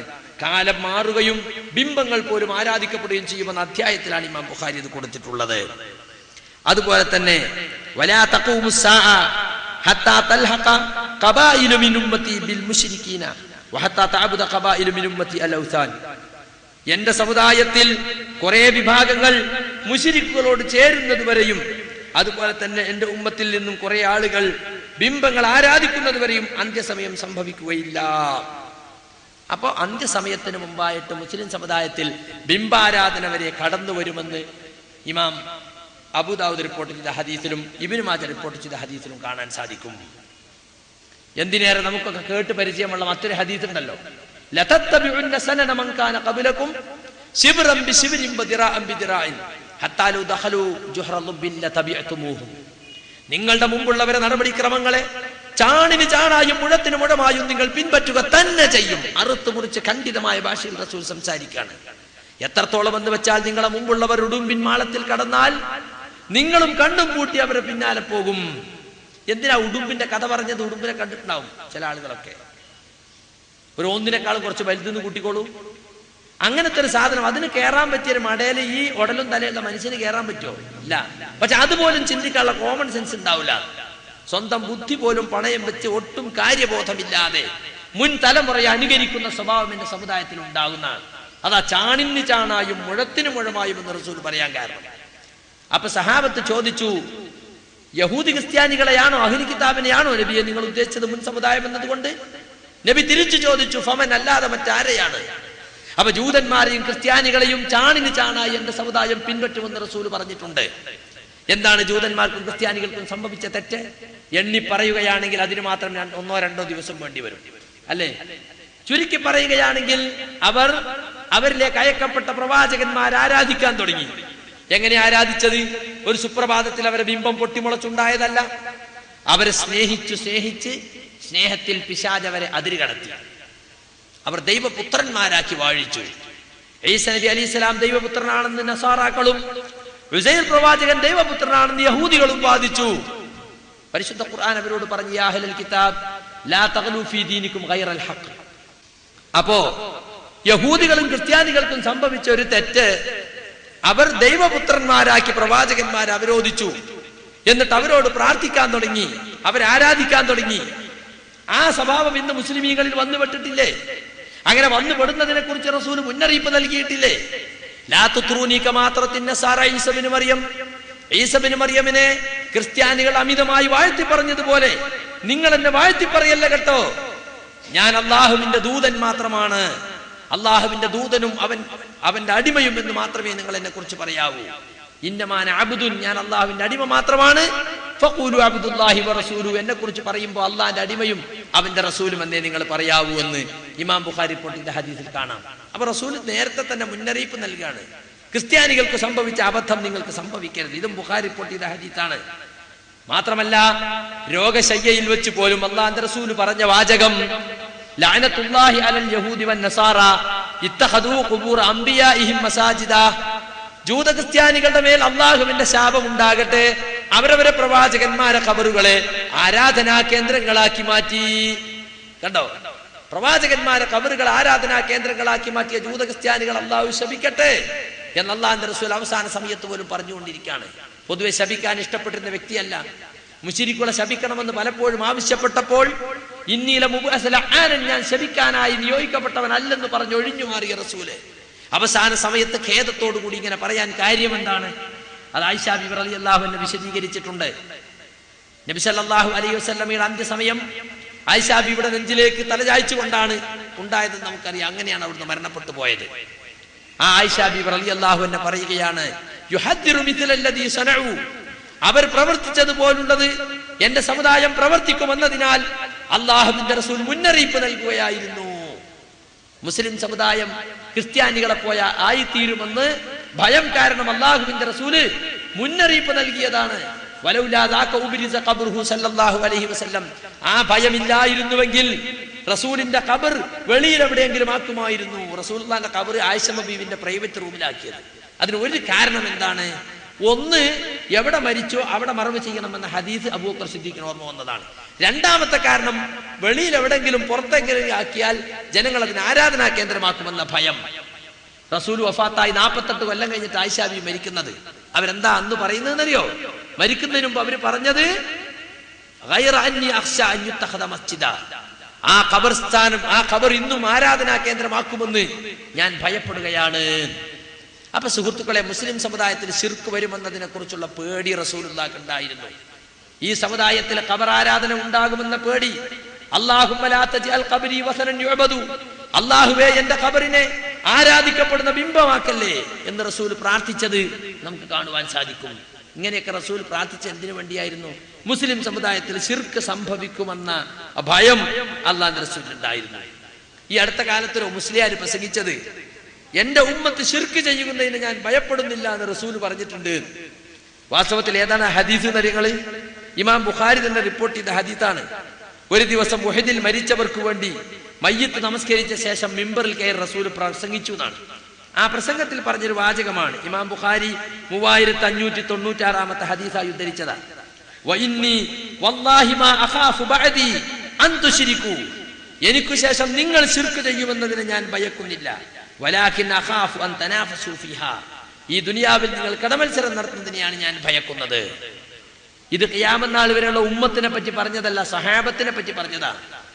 തന്റെ സഹാബത്ത് ശിർക്ക് ചെയ്യുമെന്നതിനെ കുറിച്ച് റസൂലുള്ളാഹിക്ക് ഭയമില്ല എന്നാണ്. അതിനെ വിശദീകരിച്ചുകൊണ്ട് ഫത്ഹുൽ ബാരിയിൽ പറഞ്ഞു, ഫീഹി ഇൻദാറും ബിമാ സയഖ ഫവഖ, സംഭവിക്കാൻ പോകുന്ന കാര്യത്തെക്കുറിച്ചുള്ള മുന്നറിയിപ്പുണ്ട് നബിയുടെ ഈ വാക്കിൽ. അഫവഖ കമാ ഖാൽ, നബി പറഞ്ഞതുപോലെ തന്നെ സംഭവിക്കുകയും ചെയ്തു. വഅന്നാ സഹാബഹു ലാ യുശ്രികൂന ബഅദഹു, നബിയുടെ സഹാബികൾ നബിക്ക് ശേഷം ശിർക്ക് ചെയ്യുകയില്ലെന്നാണ് റസൂൽ പറഞ്ഞത്. ഫകാന കദാലിക, അത് അങ്ങനെ തന്നെയാണ് സംഭവിച്ചത്. വവഖഅ മാ അൻദറ ബിഹി മിന തനാഫുസ് ഫി ദുനിയ, ദുനിയാവിന്റെ കാര്യത്തിൽ, രാഷ്ട്രീയത്തിന്റെ കാര്യത്തിൽ, ഭരണത്തിന്റെ കാര്യത്തിൽ അവർക്കിടയിൽ കടമത്സരം ഉണ്ടാകുമെന്ന് റസൂൽ പറഞ്ഞു. അതും അങ്ങനെ തന്നെ സംഭവിച്ചു. അപ്പൊ സഹാബികളിൽ ശിർക്ക് സംഭവിക്കുകയില്ല എന്ന് വഹയിന്റെ അടിസ്ഥാനത്തിൽ റസൂൽ പറഞ്ഞതിനെ മുസ്ലിം ഉമ്മത്തിൽ ശിർക്ക് സംഭവിക്കുകയില്ലെന്ന് റസൂൽ പറഞ്ഞിട്ടുണ്ട്. അതുകൊണ്ട് ശിർക്കിനെ പേടിക്കേണ്ടതില്ല എന്ന് കുപ്രചരണം നടത്തിക്കൊണ്ടിരിക്കുകയാണ് നമ്മുടെ നാട്ടിലെ മുസ്ലിയാക്കന്മാർ. ഈ ഹദീസിനെ വിശദീകരിച്ചെടുത്ത് മറ്റൊരു സ്ഥലത്ത് ഫത്ഹുൽ ബാരി പറഞ്ഞത്, നിങ്ങൾ ശിർക്ക് ചെയ്യുന്നതിന് ഞാൻ ഭയപ്പെടുന്നില്ല എന്ന് പറഞ്ഞാൽ ഐ അലാ മജ്മൂഇക്കും, നിങ്ങളിൽ ഒരാൾ ഒഴിയാതെ എല്ലാവരിലും ശിർക്ക് വരുമെന്ന് ഞാൻ ഭയപ്പെടുന്നില്ല. ചില ആളുകളിൽ നിന്ന് സംഭവിച്ചിട്ടുണ്ട് എന്നാണ് മറ്റൊരു സ്ഥലത്ത് അദ്ദേഹം തന്നെ വ്യാഖ്യാനിച്ചത്. ബുഖാരിയിൽ തന്നെ 6 സ്ഥലത്ത് ഈ ഹദീസ് വന്നിട്ടുണ്ട്. അവിടെ ഒന്നും ഉമ്മത്തി എന്ന വാക്കല്ല, എന്റെ ഉമ്മത്ത് ശിർക്ക് ചെയ്യാന്ന് റസൂൽ പറഞ്ഞിട്ടില്ല. മുസ്ലിമിലും വന്നിട്ടുണ്ട്, അവിടെയും അത് പറഞ്ഞിട്ടില്ല. ഞാൻ ഇത്ര പറയാൻ കാരണം, ഞാനിപ്പോ അടുത്ത് നാദാപുരത്ത് വെച്ച് ഒരു മുസ്ലിയാർ പ്രസംഗിച്ചതാ. അത് എന്ത്, എന്റെ ഉമ്മത്ത് ശിർക്ക് ചെയ്യുന്നത് ഞാൻ ഭയപ്പെടുന്നില്ലെന്ന് റസൂൽ പറഞ്ഞിട്ടുണ്ട്. ഒരിക്കലുമല്ല. മുസ്ലിം സമുദായത്തിൽ ശിർക്ക് സംഭവിക്കുന്നതിനെ സംബന്ധിച്ച് റസൂൽ ഭയപ്പെടുകയും മരണശയ്യയിൽ വെച്ച് പോലും അതിനെക്കുറിച്ച് നമ്മളെ താക്കീത് ചെയ്യുകയും ചെയ്ത പ്രവാചകൻ സല്ലല്ലാഹു അലൈഹി വസല്ലമയുടെ അനുയായികളാണ് നാം എന്ന് നമ്മൾ ഓർമ്മയുണ്ടായിരിക്കണം. ഇനി സുഹൃത്തുക്കളെ, ഏതൊക്കെയാണ് ശിർക്ക് വരുന്ന വഴികൾ? ശിർക്ക് വരാൻ സാധ്യതയുണ്ടെന്നും ശിർക്കിനെ ഭയപ്പെടണമെന്നും പഠിക്കുമ്പോ ശിർക്ക് വരുന്ന വഴികളെ കുറിച്ച് കൂടി നമ്മൾ മനസ്സിലാക്കണം. എങ്കിൽ മാത്രമല്ലേ നമുക്കൊന്ന് വിട്ടുനിൽക്കാൻ സാധിക്കുള്ളൂ. തൗഹീദിന്റെ 3 ഇനങ്ങൾ മഹാപണ്ഡിതന്മാർ അവരെ ഗ്രന്ഥങ്ങളിൽ വിവരിച്ചിട്ടുണ്ട്. തൗഹീദുൽ ഉലൂഹിയ്യ, തൗഹീദുർ റുബൂബിയ്യ. ഈ തൗഹീദുർ റുബൂബിയ്യ തന്നെ വീണ്ടും തൗഹീദുൽ അസ്മാഇ വ സിഫാത്ത് കൂടിയാവും. നമ്മൾ മുമ്പൊക്കെ തൗഹീദുൽ ഉലൂഹിയ്യ, റുബൂബിയ്യ എന്ന് മാത്രം മനസ്സിലാക്കുന്നുള്ളൂ. റുബൂബിയ്യത്തിന്റെ ഒരു പ്രധാന ഇനമാണ് അസ്മാഉ വ സിഫാത്ത്. അത് 3 തന്നെ വേർതിരിച്ച് പഠിപ്പിക്കേണ്ടി വന്നത് പിൽക്കാലത്ത് ഈ ഭാഗത്ത് അസ്മാഉ വ സിഫാത്തിന്റെ കാര്യത്തിൽ അഭിപ്രായ വ്യത്യാസങ്ങൾ വർദ്ധിച്ച് മുസ്ലിമീങ്ങളിൽ പല കക്ഷികളും രൂപപ്പെട്ടപ്പോഴാണ് സലഫുകളായ പണ്ഡിതന്മാർ അതിനെ വേർതിരിച്ച് വിശദീകരിച്ചത്. ഈ 3 ഇനങ്ങളും നമ്മൾ മനസ്സിലാക്കുമ്പോൾ, ഒന്നാമത്തെ ഇനം തൗഹീദുർ റുബൂബിയ്യ, അല്ലാഹുവാണ് ലോകത്തെ സൃഷ്ടിച്ചത്, അവനാണ് ലോകത്തെ സംരക്ഷിച്ചു കൊണ്ടിരിക്കുന്നത് എന്ന വിശ്വാസം. അത് ലോകത്ത് മുശ്രിക്കുകൾ പോലും അംഗീകരിക്കുന്ന കാര്യമാണ്. ഇസ്ലാമിന്റെ ആജന്മ ശത്രുവായിരുന്ന അബൂജഹൽ പോലും ഈ ലോകത്തെ സൃഷ്ടിച്ചത് ആരാണെന്ന് ചോദിച്ചാൽ അല്ലാഹുവാണെന്ന് തീർത്ത് പറയും. നിങ്ങളെ പടച്ചത് ആരാണ്? അല്ലാഹുവാണ്. മഴ വർഷിപ്പിക്കുന്നവൻ ആരാണ്? അല്ലാഹുവാണ്. സൂറത്ത് മുഅ്മിനൂനിൽ അല്ലാഹു പറയുന്നത്, ഖുൽ ലിമനിൽ അർളു വമൻ ഫീഹാ ഇൻ കുൻതും തഅലമൂൻ, നബിയെ ചോദിക്കുക, ഈ ഭൂമിയും അവയിലുള്ളവരും ആർക്കുള്ളതാണ്? അറിയുന്നവനാണെങ്കിൽ നിങ്ങൾ പറയൂ. സയഖൂലൂന ലില്ലാഹി ഖുൽ അഫലാ തദക്കറൂൻ, അവർ പറയും അല്ലാഹുവിനുള്ളതാണ്, നിങ്ങൾ ഓർമ്മിക്കുന്നില്ലേ, ചിന്തിക്കുന്നില്ലേ? ഖുൽമൻ റബ്ബുസ് സമാവാതി സബ്ഇ വ റബ്ബുൽ അർശിൽ അളീം, മഹത്തായ സിംഹാസനത്തിന്റെയും 7 ആകാശങ്ങളുടെയും രക്ഷിതാവാരാണ്? സയഖൂലൂന ലില്ലാഹി ഖുൽ അഫലാ തത്തഖൂൻ, അല്ലാഹുവാണെന്ന് അവർ പറയും. അല്ലാഹുവിനുള്ളതാണ് 7 ആകാശങ്ങളും അതുപോലെ തന്നെ മഹത്തായ സിംഹാസനവും, നിങ്ങൾ സൂക്ഷിക്കുന്നില്ലേ? ഖുൽ മൻ ബിയദിഹി മലകൂതു കുല്ലി ശൈഇൻ, എല്ലാത്തിന്റെയും പരമാധികാരന്മാരുടെ കയ്യിലാണെന്ന് ചോദിക്കൂ നബിയേ. വഹുവ യുജീറു വലാ യുജാറു അലൈഹി, അവൻ അഭയം നൽകുന്നു, അവനെതിരിൽ അഭയം നൽകപ്പെടുന്നതുമല്ല. അങ്ങനെയുള്ളവൻ ആരാണ്? ഇൻ കുൻതും തഅലമൂൻ, അറിയുന്നവരാണെങ്കിൽ നിങ്ങൾ പറയൂ. സയഖൂലൂന ലില്ലാഹ്, അല്ലാഹുവിനാണ് എന്നവർ പറയും. ഫഅന്നാ തുസ്ഹറൂൻ, പിന്നെ നിങ്ങൾ എങ്ങനെയാണ് മായാവലയത്തിൽ അകപ്പെടുന്നത്? അപ്പൊ മക്ക മുശ്രിക്കുകളോട് ചോദിച്ചാൽ, ഈ ഭൂമി അല്ലാഹുവിൻ്റെതാണ്, ഈ ഭൂമിയുള്ളവർ അല്ലാഹുവിനുള്ളതാണ്, ഈ 7 ആകാശങ്ങളും അല്ലാഹുവിനുള്ളതാണ്, മഹത്തായ സിംഹാസനം അല്ലാഹുവിനുള്ളതാണ്, അവന്റെ കയ്യിലാണ് സർവ്വതിന്റെയും പരമാധികാരം, കാര്യങ്ങൾ മുഴുവൻ നിയന്ത്രിക്കുന്നതും അവനാണ് എന്നൊക്കെ അവർ അംഗീകരിക്കും. പിന്നെ എങ്ങനെയാ അവർ മുശ്രിക്കായത്? ഇബാദത്തിൽ അവർ പങ്കുചേർത്തു. അല്ലാതെ അള്ളാഹിനെ പോലെ വേറെ സിട്ടാവുണ്ടെന്ന് വിശ്വസിച്ചിട്ടല്ല. ഇപ്പൊ മുസ്ലിയാക്കന്മാർ ജനങ്ങളെ പഠിപ്പിക്കുന്ന 2 പടച്ചോനുണ്ടെന്ന് വിശ്വസിച്ചാലേ ശിർക്കാവുള്ളൂ എന്നാ. എന്നിട്ട് മുമ്പിലിരിക്കുന്ന ആളുകളോട് ചോദിക്കും, സുന്നത്ത് ജമാഅത്തിന്റെ ആളുകളായ നമ്മൾ ആരെങ്കിലും അല്ലാഹു പുറമെ വേറെ അള്ളയും കൂടി ഉണ്ടെന്ന് വിശ്വസിക്കുന്നുണ്ടോ? ഇല്ല, എന്നാ നമ്മൾ രക്ഷപ്പെട്ട്, നമ്മളിൽ ശിർക്കില്ല. കണ്ടോ, അബൂജഹൽ വിശ്വസിച്ചു അങ്ങനെ രണ്ട് പടച്ചോണ്ടെന്ന് വിശ്വസിക്കേണ്ടതില്ല. പടച്ചോൻ ഒന്നല്ലേ ഉള്ളൂ. അവനാണ് സിട്ടാവ്, അവനാണ് സംരക്ഷകൻ, അവനാണ് മഴോർഷിപ്പിക്കുന്നത്, അവനാണ് ജീവിപ്പിക്കുന്നത്, അവനാ മരിപ്പിക്കുന്നത്, അവനാ ഭക്ഷണം തരുന്നത്, ഒക്കെ വിശ്വസിച്ചു. പക്ഷേ ഇബാദത്ത് അല്ലല്ലാത്തവർക്ക്, അല്ലല്ലാത്തവരെ വിളിച്ച് പ്രാർത്ഥിക്കുക, അല്ലല്ലാത്തവർക്ക് നേർച്ച വഴിപാടുകൾ നടത്തുക, അല്ലല്ലാത്തവരെ വിളിച്ച് സത്യം ചെയ്യാം. ഇങ്ങനെയുള്ള ശിർക്ക് ചെയ്താൽ ഈ പറഞ്ഞ വിശ്വാസം ഒന്നും അയാൾക്ക് ഉപകാരപ്പെടുകയില്ല. ഇതാണ് നമ്മൾ അടിവരയിട്ട് മനസ്സിലാക്കേണ്ട ഒരു കാര്യം. മക്ക മുശ്രിക്കുകളെ കുറിച്ച് സൂറത്ത് യൂസുഫിലെ 106-ാമത്തെ ആയത്തിൽ അല്ലാഹു പറയുന്നു, വമാ യുഅ്മിനു അക്തറുഹും ബില്ലാഹി ഇല്ലാ വഹും മുശ്രികൂൻ. അവരിൽ അധികം ആളുകളും അല്ലാഹുവിൽ വിശ്വസിക്കുന്നത് അല്ലാഹുവിൽ പങ്കുചേർക്കുന്നവരായിക്കൊണ്ടാണ്. അബൂജഹൽ നമ്മളെ പോലത്തെ മുഅ്മിനാണെന്നൊന്നും നമ്മൾ പറയുന്നില്ല. പക്ഷെ അല്ലാഹുവിനെ കുറിച്ച് അവൻ മനസ്സിലാക്കിയിട്ട് ഈ പറഞ്ഞ കാര്യങ്ങളൊക്കെ നമ്മളിൽ പല ആളുകളും അല്ലെങ്കിൽ നമ്മുടെ സമുദായത്തിൽ വലിയ വിഭാഗം ആളുകളും ഇന്ന് മനസ്സിലാക്കിയ തൗഹീദും അത്ര തന്നെയുള്ളൂ. അല്ലാഹു വാഹിദും ഫീ ദാത്തിഹി ലാ ഖസീമ ലഹു. അല്ലാഹു അവന്റെ ദാത്തിൽ ഒറ്റേകനാണ്. അതുപോലെ തന്നെ വാഹിദും ഫീ സിഫാത്തിഹി, അവന്റെ സിഫാത്തുകളിൽ അവൻ ഏകനാണ്. വാഹിദും ഫീ അഫ്ആലിഹി, അവന്റെ പ്രവർത്തനങ്ങളിൽ അവൻ ഏകനാണ്. അപ്പൊ ഖുൽ ഹു അല്ലാഹു അഹദ് എന്ന് പറഞ്ഞാൽ അല്ലാഹു ദാത്തിലും സിഫാത്തിലും അഫ്ആലിലും ഏകനാണ്. അത് മാത്രം മനസ്സിലാക്കിയത് കൊണ്ട് ഒരാളെ തൗഹീദ് പൂർത്തിയാകുമോ? അതിൽ തന്നെ അള്ളാഹുവിന്റെ പ്രവർത്തികളിലുള്ള തൗഹീദാണ്, തൗഹീദുൽ അഫ്ആലാണ് അവൻ ഏറ്റവും പ്രധാനമായി പറയുന്നത്. ഇതിങ്ങനെ പഠിപ്പിച്ചു കൊടുക്കണം. എന്തിനാന്ന് വെച്ചാല് അല്ലല്ലാത്തവരെ വിളിച്ച് പ്രാർത്ഥിക്കുകയും ഇബാദത്തിന്റെ അംശങ്ങൾ അല്ലല്ലാത്തവർക്ക് നൽകുകയും ചെയ്യുമ്പോൾ നമ്മളത് സൂചിപ്പിക്കുമ്പോൾ അവർ പറയും, ഞങ്ങൾ ഈ വിളിച്ച് പ്രാർത്ഥിക്കുന്ന അമ്പിയാക്കളോ ഔലിയാക്കളോ ലോകത്തെ നിയന്ത്രിക്കുന്നവരാണെന്ന് ഞങ്ങൾ വിശ്വസിക്കുന്നില്ല, അവര് പടച്ചവന്മാരാണെന്ന് വിശ്വസിക്കുന്നില്ല, അവർക്ക് സ്വന്തമായിട്ടൊരു കഴിവുമില്ല, അള്ളാഹു കൊടുത്ത കഴിവ് കൊണ്ടാണ് അവർ ഞങ്ങളെ സഹായിക്കുന്നത് എന്നാ ഞങ്ങൾ വിശ്വസിക്കുന്നത്. അതെന്നെ മതിയല്ല, അതെന്നെ അബൂജഹലും വിശ്വസിച്ചത്. അബൂജഹലിന്റെ തൽബിയത്ത് അതാണ്, ലാ ശരീക ലക്, നിനക്ക് യാതൊരു പങ്കുകാരുമില്ല എന്ന് പറഞ്ഞിട്ട് പിന്നെ പറഞ്ഞെന്താ, ഇല്ലാ ശരീകൻ, ഒരു പങ്കുകാരനുണ്ട്, ആ പങ്കുകാരൻ നിനക്കുള്ളതാണ് പടച്ചവനെ. മക്ക മുശ്രിക്കിന്റെ തൽബിയത്താ. തംലിക്കു, ആ പങ്കുകാരനെ നീ ഉടമപ്പെടുത്തുന്നു, നിന്റെ ഉടമസ്ഥതയിലും കീഴിലുമുള്ളവനാണവൻ. വമാ മലക്ക, പങ്കുകാരന്റെ അധീനത്തിൽ എന്തൊക്കെയുണ്ടോ അതിന്റെ ഉടമസ്ഥനും അധികാരിയും നീയാണ്. അപ്പൊ അള്ളാഹു കൊടുത്ത കഴിവ് കൊണ്ട് സഹായിക്കുന്ന അള്ളാഹുവിന്റെ കീഴിലും അധീനത്തിലുമുള്ള പങ്കുകാരി തന്നെയാണ് ആര് വിശ്വസിച്ചത്? മക്കത്തെ മുശ്രിക്കുകൾ വിശ്വസിച്ചത്. നമ്മുടെ കുടുംബത്തിൽപ്പെട്ട ഖുറാഫികളോടൊക്കെ തർക്കിക്കുമ്പോ ഓലാദ്യം പറയാണ്, മൊയ്തീൻ ശൈഖ് ലോകത്തെ സൃഷ്ടിച്ചു എന്ന് ഞങ്ങൾ വിശ്വസിക്കുന്നില്ല, മമ്പർത്ത തങ്ങൾ പടച്ചോനാണെന്നൊന്നും ഞങ്ങൾ കരുതുന്നില്ല, ബദരീങ്ങളാണ് മഴ പെയ്യിക്കണമെന്ന് ഞങ്ങൾ വിശ്വസിക്കുന്നില്ല എന്നൊക്കെ. അതൊന്നും വിശ്വസിക്കണമെന്നില്ല, അതൊക്കെ അല്ലാണെന്ന് വിശ്വസിച്ചുകൊണ്ട് തന്നെ ശുദ്ധ ശിർക്കിൽ ജീവിക്കാൻ ഒരാൾക്ക് സാധിക്കും. അല്ലല്ലാത്തോട് പ്രാർത്ഥിക്കുക, അല്ലല്ലാത്തവർക്ക് ഇബാദത്ത് എടുക്കുക. ഇലാഹ് എന്ന് പറഞ്ഞതിന് അർത്ഥം എന്താ? അതിൽ ഖാലിഖ് എന്നോ റാസിഖ് എന്നോ റബ്ബ് എന്നൊന്നും അർത്ഥമല്ല, അതെല്ലാം അതിൽ പെടുമെന്നല്ലാതെ. ഖാലിഖായവനും റാസിഖായവനും റബ്ബായവനുമാണ് യഥാർത്ഥത്തിൽ ഇലാഹാകേണ്ടത് എന്നല്ലാതെ. ഇലാഹ് എന്ന വാക്കിനർത്ഥം മഅബൂദ് എന്നാണ്. അൽ മുസ്തഹിഖുൽ ഇബാദ, ഇബാദത്തിന് അർഹൻ, ആരാധിക്കാൻ തരപ്പെട്ടവൻ, യോജിച്ചവൻ എന്നാണ്. അത് അള്ളാഹു മാത്രമേ ഉള്ളൂ. അത് മനസ്സിലാക്കുന്നതിലാണ് പല ആളുകൾക്കും വാസ്തവത്തിൽ തെറ്റുപറ്റിയിട്ടുള്ളത്. സുഹൃത്തുക്കളെ, മനുഷ്യ ചരിത്രം പരിശോധിച്ചു നോക്കിയാൽ എങ്ങനെയാണ് ആദ്യമായി തൗഹീദിൽ നിന്നുള്ള വ്യതിചലനം ഉണ്ടായത്? നൂഹ് നബി അലൈഹിസ്സലാമും ആദം നബിയും തമ്മിൽ ആദ്യമായി ഒരു സമൂഹത്തെ അഭിമുഖീകരിക്കുന്ന പ്രവാചകൻ ആരാ? ഹസ്രത്ത് നൂഹ് അലൈഹിസ്സലാമാണ്. ആദം നബി ആദിമ മനുഷ്യനാണല്ലോ. അദ്ദേഹത്തിന്റെ മക്കളായി വന്നിട്ട് 10 തലമുറകൾ പിന്നിടുമ്പോഴാണ് നൂഹ് നബി അലൈഹിസ്സലാം വരുന്നത്.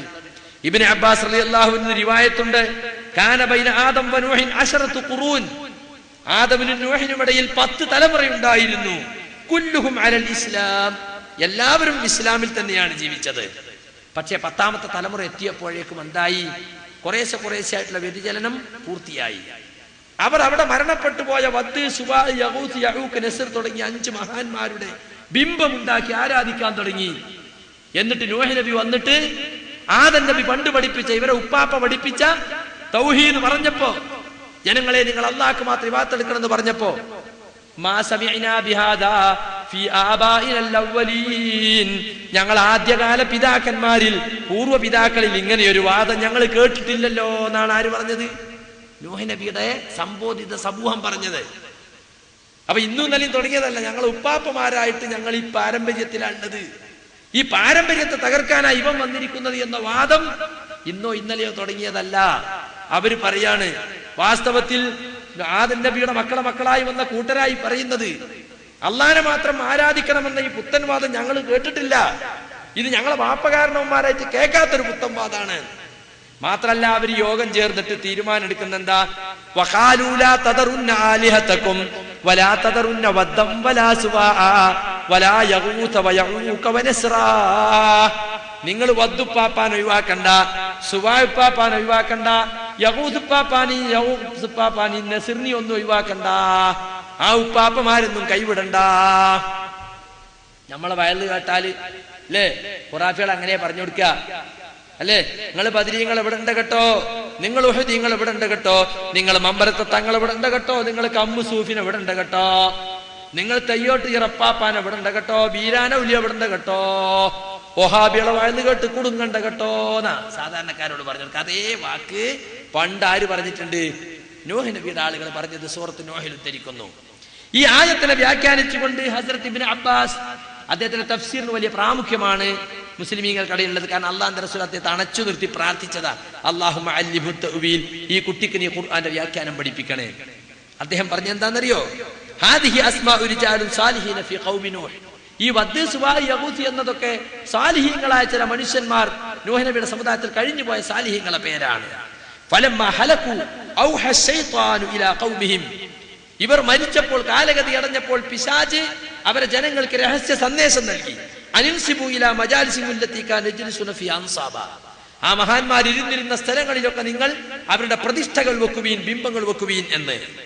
വസമ്മൂഹാ ബി അസ്മാഇഹിം, അവരുടെ പേരുകൾ തന്നെ ആ ബിംബങ്ങൾക്ക് കൊടുക്കുകയും ചെയ്യുവീൻ. ഫഫഅലു, അപ്പോൾ അവർ അങ്ങനെ ചെയ്തു. ഫലം തുഅബദ്, അപ്പോൾ അത് ആരാധിക്കപ്പെട്ടില്ല. ഹത്താ ഇദാ ഹലക ഉലൈക, പക്ഷേ ബിംബം വെച്ചവർ മരിച്ചു പോയപ്പോൾ വനസിയൽ ഇൽമു ഉബിദത്, ആ വിജ്ഞാനം മറന്നുപോയി, അത് ആരാധിക്കപ്പെട്ടു. ഇമാം ഇബ്നുൽ ഖയ്യിം പറയുന്നത് ഖാല ഗൈറു വാഹിദിൻ മിനസ് സലഫ്, ഒന്നിലധികം മുൻഗാമികളായ പണ്ഡിതന്മാർ ഇപ്രകാരം വിവരിച്ചിട്ടുണ്ട്. ലമ്മാ മാതു അഖഫു അലാ ഖുബൂരിഹിം. എങ്ങനെയാണ് ബിംബം ഉണ്ടാക്കൽ എത്തിയത്? ആദ്യം ഈ ഉപ്പാപ്പമാരിയും ഈ കാരണവന്മാർ മരിച്ച അവരെ ഖബറിങ്ങ പോയി ജനങ്ങൾ ഇങ്ങനെ ഭജനം ഇരിക്കാൻ തുടങ്ങി. സുമ്മ സവ്വറു തമാതീലഹും, പിന്നെ അവരുടെ രൂപങ്ങൾ ഉണ്ടാക്കി. സുമ്മ ത്വാല അലൈഹിമുൽ അമദ്, പിന്നെ കുറച്ചു കാലം കഴിഞ്ഞപ്പോൾ അവർ ആരാധിക്കാൻ തുടങ്ങി. നോക്കണം നിങ്ങൾ, മരിച്ചോലെ ഖബറിങ്ങ പോയിട്ട് ഇങ്ങനെ ഭജന ഇരിക്കാൻ തുടങ്ങി. പിന്നെ ഇവരെ മറക്കാൻ പാടില്ലല്ലോ നമ്മൾ എന്നുള്ളവർക്ക് ഫോട്ടോ വെച്ചു, ചിത്രം വരച്ചുണ്ടാക്കി. ചിത്രം വരക്കുമ്പോൾ എന്താ ഉദ്ദേശം? ആരാധിക്കണം എന്നുള്ള ഉദ്ദേശമല്ല. ഇവരൊക്കെ വലിയ വലിയ ആളുകളല്ല, പെട്ടെന്ന് അങ്ങനെ മറന്നു പോകാൻ പറ്റുമോ? ഓർമ്മക്ക് വേണ്ടി, തിദ്കാറിന് വേണ്ടി മാത്രം. പക്ഷേ പിന്നീട് തലമുറയില്ലത് ചിത്രമല്ല, അതങ്ങ് ദ്രവിച്ചു പോലെ നമുക്കത് ബിംബമാക്കാൻ തീരുമാനിച്ചു. അപ്പോഴും ആരാധിച്ചിട്ടില്ല, ഓർമ്മക്ക് വേണ്ടിയാണ്. പക്ഷെ അടുത്ത തലമുറ വന്നപ്പോ പിശാച് പറഞ്ഞു, ഇതൊന്നും കേവലം ഓർമ്മിക്കപ്പെടാൻ വേണ്ടി മാത്രമുള്ളതല്ല, ഇവരെയാണ് നമ്മൾ ആരാധിക്കേണ്ടത്, ഇവരോടാണ് പ്രാർത്ഥിക്കേണ്ടത് എന്ന് പിശാച് രംഗം ഉപയോഗപ്പെടുത്തി.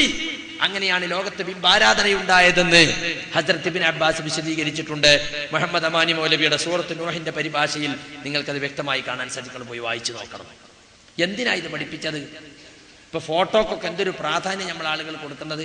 ചില ആളുകളൊക്കെ വീട്ടിൽ ചെന്നാൽ കാണാം, എൻ്റെ ഉപ്പാന്റെ ഫോട്ടോ ഞാൻ വലുതാക്കി എല്ലാവരും ചെയ്ത് വെച്ചിരിക്കുകയാണ് 4 മൂലക്ക്. എന്നിട്ട് ചിലര് മാലയിട്ട് കൊടുത്തിട്ടുണ്ടാവും. ഞാൻ പറയുന്നത് വിളക്കും കൂടി കത്തിച്ച് വെച്ചാളാണ്. നമ്മൾ ആളുകൾക്ക് അറിഞ്ഞുകൂടെ ഈ ഫോട്ടോന്റെ ശെറത്തുണ്ട്. ഫോട്ടോയെ സംബന്ധിച്ച് അള്ളാഹുവിന്റെ റസൂൽ ഗൗരവത്തിൽ പറഞ്ഞിട്ടുണ്ട്. അത്യാവശ്യത്തിനല്ലാതെ ഫോട്ടോ എടുക്കാൻ പാടില്ല. ഇപ്പൊ പാസ്പോർട്ടിന് അല്ലെങ്കിൽ ഐഡന്റിറ്റി കാർഡിന് അല്ലെങ്കിൽ അത്യാവശ്യമായ എന്തെങ്കിലും ദഅവത്തിന്റെ ആവശ്യങ്ങൾക്ക്, ഇപ്പൊ നമ്മളിവിടെ ഇതൊരു തസ്വീർ ഫോട്ടോ എടുക്കലാണല്ലോ ഇപ്പത് അല്ലേ? ദഅവത്തിന്റെ ആവശ്യത്തിന് മാത്രമേ പണ്ഡിതന്മാരെ അനുവദിച്ചിട്ടുള്ളൂ. കാരണം ഒരു ഓഡിയോ കാസറ്റ് കേട്ട് മനസ്സിലാക്കുന്നതിന്റെ എത്രയോ ഇരട്ടി ആളുകൾ അത് കേട്ട് മനസ്സിലാക്കാൻ അതിന് പ്രയോജനം അതിനുണ്ട് എന്നതുകൊണ്ട് മാത്രം. ഇപ്പൊ റസൂലുള്ളാഹി സ്വല്ലല്ലാഹു അലൈഹി വസല്ലം പ്രതിമകളെ വിരോധിച്ചെങ്കിലും കുട്ടികൾക്ക് കളിക്കാൻ ജീവനുള്ളവരുടെ പ്രതിമ അനുവദിച്ചല്ലോ. അതുപോലെ ഇതുകൊണ്ട് മാത്രം നേടിയെടുക്കാവുന്ന വല്ല മസ്ലഹത്തും ഉണ്ടെങ്കിൽ മാത്രമേ പണ്ഡിതന്മാർ അനുവദിച്ചിട്ടുള്ളൂ, അല്ലെങ്കിൽ ഫോട്ടോ അനുവദിച്ചിട്ടില്ല. വാസ്തവത്തിൽ ഈ ഫോട്ടോകളിൽ നിന്നാണല്ലോ ലോകത്തിൽ നിന്ന് ആരാധിക്കപ്പെടുന്ന ഒരുപാട് മഹാന്മാരുടെ ഫോട്ടോ, ക്രിസ്തുവിന്റെ ഫോട്ടോ വരഞ്ഞുണ്ടാക്കിയതാണെന്ന് പറയപ്പെടുന്നു. നിങ്ങൾക്കറിയാം, മുഹമ്മദ് മുസ്തഫ സല്ലല്ലാഹു അലൈഹി വസല്ലമയുടെ ഫോട്ടോ വരഞ്ഞുണ്ടാക്കിയത് ഞാൻ കണ്ടിട്ടുണ്ട്. നിങ്ങൾ ബോംബെയിൽ പോയിട്ടുണ്ടെങ്കിൽ ഡോങ്ക്രിയിൽ നമ്മുടെ ഇസ്ലാഹി സെന്ററിന്റെ കെട്ടിടമുള്ളതിന്റെ നേരെ അപ്പുറത്ത് ഷിയാക്കളുടെ ആഗാഖാൻ എന്ന് പറയുന്ന വിഭാഗത്തിന്റെ ഒരു ദർഗയുണ്ട്. ഞങ്ങളതൊന്ന് കാണാൻ വേണ്ടി പോയതാ. ചെന്നോ പരക്കഴിച്ചിട്ട് ഒരു പെണ്ണ്, ഒരു അമുസ്ലിം പെണ്ണാന്ന് തോന്നും കണ്ട. അവള് വന്നിട്ട് ഇങ്ങനെ വിശദീകരിച്ച ഒരു ഫോട്ടോ ഇരിക്കുന്നുണ്ട് അവിടെ. നല്ലൊരു പച്ച തലീക്കെട്ടൊക്കെ കിട്ടിയ ഒരാൾ, ഒരു കുടുംബ ഫോട്ടോ ആണ്. ഫാത്തിമ ബീവി ഇരിക്കുന്നുണ്ട്, രണ്ട് തുടമേലും ഹസനും ഹുസൈനും ഇരിക്കുന്നുണ്ട്, ഇപ്പുറത്തെ അലി ഇരിക്കുന്നുണ്ട്, നടുക്ക് മുഹമ്മദ് നബി. ഹാദാ റസൂൽ അക്രം സല്ലല്ലാഹു അലൈഹി വസല്ലം ഹേ. ഇവർ പറഞ്ഞുതരാ, ഏ അലി ഹേ, ഏ ഹസൻ ഹുസൈൻ ഹേ. ഈ പെണ്ണ് പറഞ്ഞുതരാ ഞങ്ങൾക്ക്. അപ്പൊ ഫോട്ടോ വരച്ചുണ്ടാക്കിയിരിക്കാണ്, എന്നിട്ട് അതിനെ വെച്ചിരിക്കാണ്. എന്നിട്ട് റസൂലുള്ളാന്റെ വീട് അവിടെ മോഡൽ ഉണ്ടാക്കി വെച്ചിട്ടുണ്ട്. അപ്പൊ മുസ്ലിമീങ്ങൾക്കിടയിൽ പോലും റസൂലിന്റെ ഫോട്ടോ വെച്ച് ആരാധിക്കുന്ന അവസ്ഥ വന്നിട്ടുണ്ട്. ഷിയാക്കൾ അത് കൊണ്ടു നടക്കുന്നുണ്ട്. ക്രിസ്ത്യാനികൾ ആരാധിക്കുന്ന ഫോട്ടോയല്ലേ. ഇവിടെ സായിബാബയുടെ ആളുകൾ സായിബാബയുടെ ഫോട്ടോ ആണ് വെക്കുന്നത്. ശ്രീനാരായണ ഗുരു അദ്ദേഹം പറഞ്ഞത് എന്താ? മതം ഏതായാലും മനുഷ്യൻ നന്നായാ മതി, മനുഷ്യരെല്ലാം ഒരു ദൈവത്തിന്റെ സൃഷ്ടികളാണെന്ന് പറഞ്ഞതാ അല്ലേ. എന്നിട്ട് അദ്ദേഹം പറഞ്ഞു എന്നെ ആരാധിക്കണമെന്ന്. പക്ഷെ ഇന്ന് അദ്ദേഹത്തെ ആരാധിക്കാൻ വേണ്ടി അദ്ദേഹത്തിന്റെ വലിയ പ്രതിമ മുമ്പിൽ വെക്കുകയാണ്. അല്ല, അദ്ദേഹത്തിന്റെ ഫോട്ടോ പലയിടത്തും പ്രതിമകൾ ഉണ്ടാക്കി വെക്കുന്നുണ്ട്. അപ്പൊ ഈ ഫോട്ടോയിലൂടെയാണ് ബിംബാരാധന വന്നത്. അതുകൊണ്ടാണ് ഫോട്ടോയെ സലഫി പണ്ഡിതന്മാർ നിരുത്സാഹപ്പെടുത്തുന്നത്, ശിർക്കിന്റെ വഴി അടക്കാൻ വേണ്ടി. ഒന്നാമത്തെ കാരണം. രണ്ടാമത്തെ കാരണം, ജീവനുള്ളവയുടെ ചിത്രം വരക്കുന്നവരും ഫോട്ടോ എടുക്കുന്നവരും യഥാർത്ഥത്തിൽ അള്ളാഹുവിന്റെ സൃഷ്ടിപ്പിനോട് സാദൃശ്യം പുലർത്താൻ ശ്രമിക്കുകയാണ്. ആ നിലക്കും ഫോട്ടോയെ ഹദീസ് ഗ്രന്ഥങ്ങളിൽ നിരുത്സാഹപ്പെടുത്തി നമുക്ക് കാണാൻ സാധിക്കും. ഇപ്പോഴത്തെ ഡിജിറ്റൽ ഫോട്ടോക്കല്ല, കണ്ട ജീവനുണ്ടെന്ന് തോന്നിപ്പോകും അല്ലേ. അപ്പൊ അള്ളാഹിന്റെ സൃഷ്ടിപ്പിനോട് സാദൃശ്യം പുലർത്താൻ, അനുകരിക്കാൻ മനുഷ്യൻ ശ്രമിക്കുന്നു എന്നതും ഫോട്ടോ നിരോധിക്കാനുള്ള കാരണമായി ഹദീസുകളിൽ വന്നിട്ടുണ്ട്. അപ്പോ ആദിമ മനുഷ്യൻ ശിർക്കിലേക്ക് എത്തിപ്പെട്ടത് സാലിഹീങ്ങളെ കാര്യത്തിലുള്ള അതിര് കവിച്ചിലായിരുന്നു. നല്ല മനുഷ്യന്മാരോടുള്ള സ്നേഹം അതിര് കവിഞ്ഞിട്ട് അവരാരാധിക്കുന്ന അവസ്ഥയുണ്ടായി. അങ്ങനെയാണ് ആദ്യമായിട്ട് ശിർക്ക് ലോകത്ത് വരുന്നത്. ഇന്ന് ഞാൻ നേരത്തെ പറഞ്ഞില്ലേ, ക്രിസ്ത്യാനികളെ സംബന്ധിച്ച് റസൂല് പറഞ്ഞില്ലേ, ക്രിസ്ത്യാനികൾ ഈസബിന് മറിയമിന് അമിതമായി വാഴ്ത്തിയതുപോലെ നിങ്ങൾ എന്നെ കുറിച്ച് വാഴ്ത്തി പറയരുത്, ഞാൻ അള്ളാഹുവിന്റെ അടിമ മാത്രമാണെന്ന് റസൂൽ പറയാൻ കാരണം എന്താ? സ്നേഹത്തിൽ അതിര് കവിഞ്ഞു വഴിതെറ്റിപ്പോയ ശിർക്കിലെത്തിയ കൗമ് തന്റെ മുമ്പിലുണ്ട്. ഒരു കൗമല്ല, രണ്ട് കൗമ്. ഉസൈറിന്റെ കാര്യത്തിൽ, ഉസൈർ നബിയുടെ കാര്യത്തിൽ വഴിതെറ്റിയ യഹൂദികളും ഈസബിന് മറിയമിന്റെ കാര്യത്തിൽ വഴിതെറ്റിയ ക്രിസ്ത്യാനികളും. അവരെ മുന്നിൽ കണ്ടുകൊണ്ടാ റസൂൽ പറഞ്ഞ അവരെ പോലങ്ങളാകരുത്. ഇപ്പൊ നിങ്ങൾ കണ്ടില്ലേ, ഈ മൗലീദിനോടനുബന്ധിച്ച് മദ്ഹുർ റസൂൽ എന്ന് പറഞ്ഞിട്ട് റസൂലിനെ മദ്ഹ് ചെയ്യുന്ന പ്രഭാഷണങ്ങളും പ്രസംഗങ്ങളും. മൗലിദ് കിതാബ് എന്ന് പറഞ്ഞാൽ തന്നെ റസൂലിനെ മദ്ഹ് ചെയ്യാൻ ഉണ്ടാക്കിയതാണെന്നാണ് വെപ്പ്. വാസ്തവത്തിൽ അതിലുള്ളത് എന്താ? യഥാർത്ഥ ചരിത്രമാണോ, റസൂലിന്റെ ചരിത്രമാണോ അതിലുള്ളത്? ചില ആളുകൾ അങ്ങനെയൊക്കെ ന്യായീകരിക്കാറുണ്ട്. റസൂലിന്റെ ചരിത്രമല്ലേ അതിലുള്ളത്, പാരായണം ചെയ്യുന്നത് നല്ലതല്ലേ, ഗദ്യമായും പദ്യമായും ഗദ്യപദ്യ സമ്മിശ്രമായും ഞങ്ങൾ ചരിത്ര പാരായണം ചെയ്യുകയല്ലേ. വാസ്തവത്തിൽ റസൂലുള്ളാഹിനെ ഗർഭം ധരിച്ചത് മുതൽ പ്രസവം വരെയുള്ള സംഭവങ്ങളല്ലാതെ ചരിത്രത്തിന്റെ ഒരു ചെറിയ ശതമാനം മാത്രമേ അതിലുള്ളൂ. മിക്കവാറും ഉള്ളതൊക്കെ ഗർഭം ധരിച്ചത് മുതൽ പ്രസവം വരെയുള്ള സംഭവങ്ങളാണ്. റസൂലുള്ളാഹിനെ ഗർഭം ധരിച്ചത് റജബ് മാസത്തിലാണ്. കൊല്ലത്തുനിന്ന് പ്രസിദ്ധീകരിച്ചൊരു മങ്കൂസ് മൗലിദിന്റെ പരിഭാഷയിൽ റജബ് 27 ആമിന ബീവി റസൂലിനെ ഗർഭം ചുമന്നത് എന്ന് എഴുതി വെച്ചിരിക്കുന്നു. ഓൻ അവിടെ പോയിട്ട് റിപ്പോർട്ട് ചെയ്ത മാതിരിയാ. നോക്കണം നിങ്ങൾ, എവിടുന്ന് കിട്ടിയതാ അതൊക്കെ? അവിടുന്ന് ഇങ്ങോട്ട് കൂട്ടിക്കോളി നിങ്ങൾ. റജബ് 27, ബാക്കി 3 ദിവസം അതിൽ. അപ്പൊ അത് കൂട്ടണ്ട. ഷഅബാൻ, റജബ് കഴിഞ്ഞാൽ പിന്നെ ഷഅബാൻ, റമളാൻ, ശവ്വാൽ, ദുൽഖഅദ്, ദുൽഹിജ്ജ, മുഹറം, സഫർ, റബീഉൽ അവ്വൽ 12 പറ്റി. ഇപ്പൊ പറ്റിയില്ല 3 കുട്ടിയാ. 7.5 മാസം അപ്പൊ നബി വയറ്റി കിടന്നു. 8 മാസം കൂടി കഴിഞ്ഞിട്ടില്ല. വലിയ പ്രശംസപ്പത്. ഏയ് നമ്മളെ നാട്ടിൽ പറയില്ലേ, ഈ ചെറുക്കന്താ മാസം തികയാതെ പെറ്റമായിരുന്നു കുരുത്തക്കടി കാട്ടുമ്പോ. 8-ാം മാസം പെറ്റ പൊട്ടനാണ് ഈ ചെക്കെന്ന് പറയും. അതാണ് അള്ളാഹുവിന്റെ റസൂലിനെ കുറിച്ച് ഇവരുടെ പ്രശംസ കൊണ്ട് വന്നുകൂടുന്നത്. അള്ളാഹിന്റെ റസൂലിനെ കുറിച്ച് മൗലിദ് കിതാബിൽ പറഞ്ഞിട്ട വലിയ മദ്ഹപ്പത്. എന്നിട്ടോ ആമിന ബീവിക്ക് റസൂലിനെ ഗർഭം ധരിച്ചപ്പോൾ യാതൊരു വേദനയും ഉണ്ടായിരുന്നില്ല. അതുകൊണ്ട് നമ്മക്കെന്താ കാര്യം, നമ്മളമ്മക്ക് വേദന ആക്കുമോ? നബിന്റെ അമ്മക്ക് വേദന ഇല്ലാറിനോട്ട് അത് പിൻപറ്റാൻ പറ്റിയ ചരിത്ര. അള്ളാഹു പറയുന്നു, ഹമലത്തു ഉമ്മുഹു കുർഹം വവളഅതുഹു കുർഹാ. മനുഷ്യന്റെ മാതാവ് അവനെ ഗർഭം ചുമന്നത് വിഷമം സഹിച്ചുകൊണ്ടാണ്, പ്രസവിച്ചതും വിഷമം സഹിച്ചുകൊണ്ടാണ്. ഗർഭത്തിനും പ്രസവത്തിനും വിഷമം ഉണ്ടാവുന്നവൻ എന്റെ ഉമ്മയും നൊയ്വാന്ന് നബി പറഞ്ഞിട്ടില്ല. പിന്നെ ആദ്യത്തെ 3 മാസം ആദം നബി വരുന്നു, ഇദ്രീസ് നബി വരുന്നു, നൂഹ് നബി വരുന്നു ആമിന ബീവിന്റെ അടുത്ത്.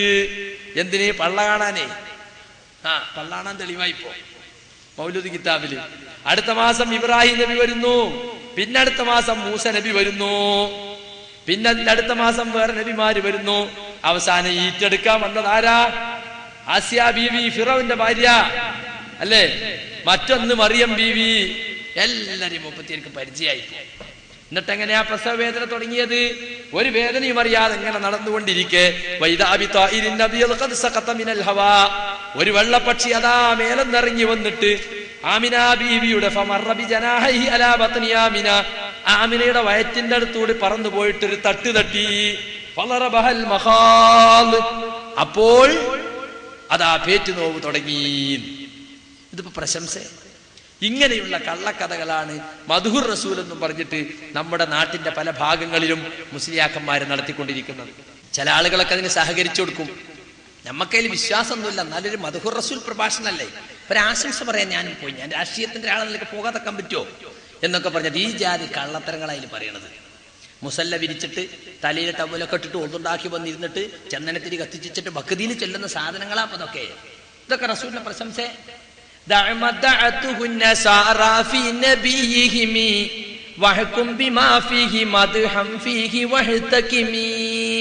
ബൂസീരിയുടെ ബുർദ, അപ്പൊ എല്ലായിടത്തും ബുർദ ആസ്വാദന സദസ്സുകളാണ്. ബുർദയിൽ വലിയ സാഹിത്യം. നമ്മുടെ മടവൂരി നേതാവ് അബ്ദുൽ അസീസ് മൗലവി പറഞ്ഞു, പിന്നെ മൊഹിയുദ്ദീൻ മാലിയിൽ വലിയ സാഹിത്യമുണ്ട്. അങ്ങനെ ചിലർ പറഞ്ഞ ബുർദയിലും വലിയ സാഹിത്യമുണ്ട്. ബുർദയിൽ സാഹിത്യത്തിൽ നമുക്ക് അഭിപ്രായ വ്യത്യാസമൊന്നുമില്ല, ബൈബിളിലുണ്ട് വലിയ സാഹിത്യം. പക്ഷേ ഒരു മതഗ്രന്ഥം എന്ന നിലക്ക്, സാഹിത്യഗ്രന്ഥം എന്ന നിലക്കല്ലല്ലോ മൊഹിയുദ്ദീൻ മാലിയും മങ്കൂസ് മൗലിദിനും ബുർദയും ജനങ്ങൾ കാണുന്നത്. ബുർദയൊക്കെ നേർച്ചയൊക്കെയാണ്. ബുർദ ഉണ്ടാക്കിയതിന് എന്തിനാറിയോ? ബൂസീരിക്ക് പക്ഷാഘാതം പിടിച്ചിട്ട് അതിന് രക്ഷപ്പെടാൻ വേണ്ടി റസൂലുള്ളാഹിന്റെ മദീഹ കവിത രചിക്കാൻ നേർച്ചയാക്കി. എന്നിട്ട് അത് ഉണ്ടാക്കിയപ്പോഴാ മാറിയെന്നാ. അപ്പൊ രോഗം മാറാൻ നേർച്ചയാക്കണ സാധനം അത് വെറും സാഹിത്യത്തിന് വേണ്ടി ഓതുന്നതും പാടുന്ന സാധനമല്ല. അതിൽ ബൂസീരി പറയുകയാണ്, നസാറാക്കൾ അവരെ നബിയെ കുറിച്ച് പറഞ്ഞത് നീ ഒഴിവാക്ക്, അത് നീ നമ്മളെ നബിയെ കുറിച്ച് പറയണ്ട. അതല്ലാത്ത മദ്ഹ് എന്തു വേണമെങ്കിലും നീ പറഞ്ഞോ. അപ്പൊ ദൈവപുത്രൻ എന്ന് പറയണ്ട, അതല്ലാത്തതൊക്കെ നീ പറഞ്ഞോ.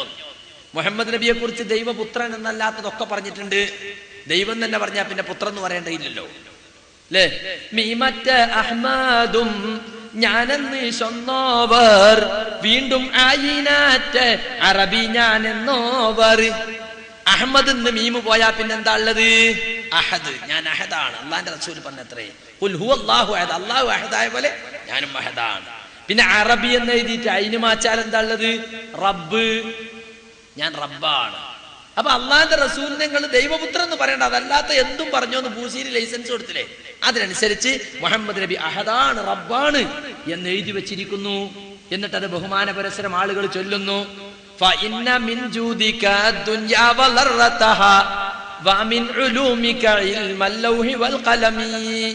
നബിയെ, നിങ്ങൾ ഔദാര്യത്തിൽ നിന്നുള്ളതാണ് ഈ ദുനിയാവും ആഖിറവും. ദുനിയാവും ആഖിറവും റസൂലിന്റെ ഔദാര്യത്തിനുള്ളതാണ്.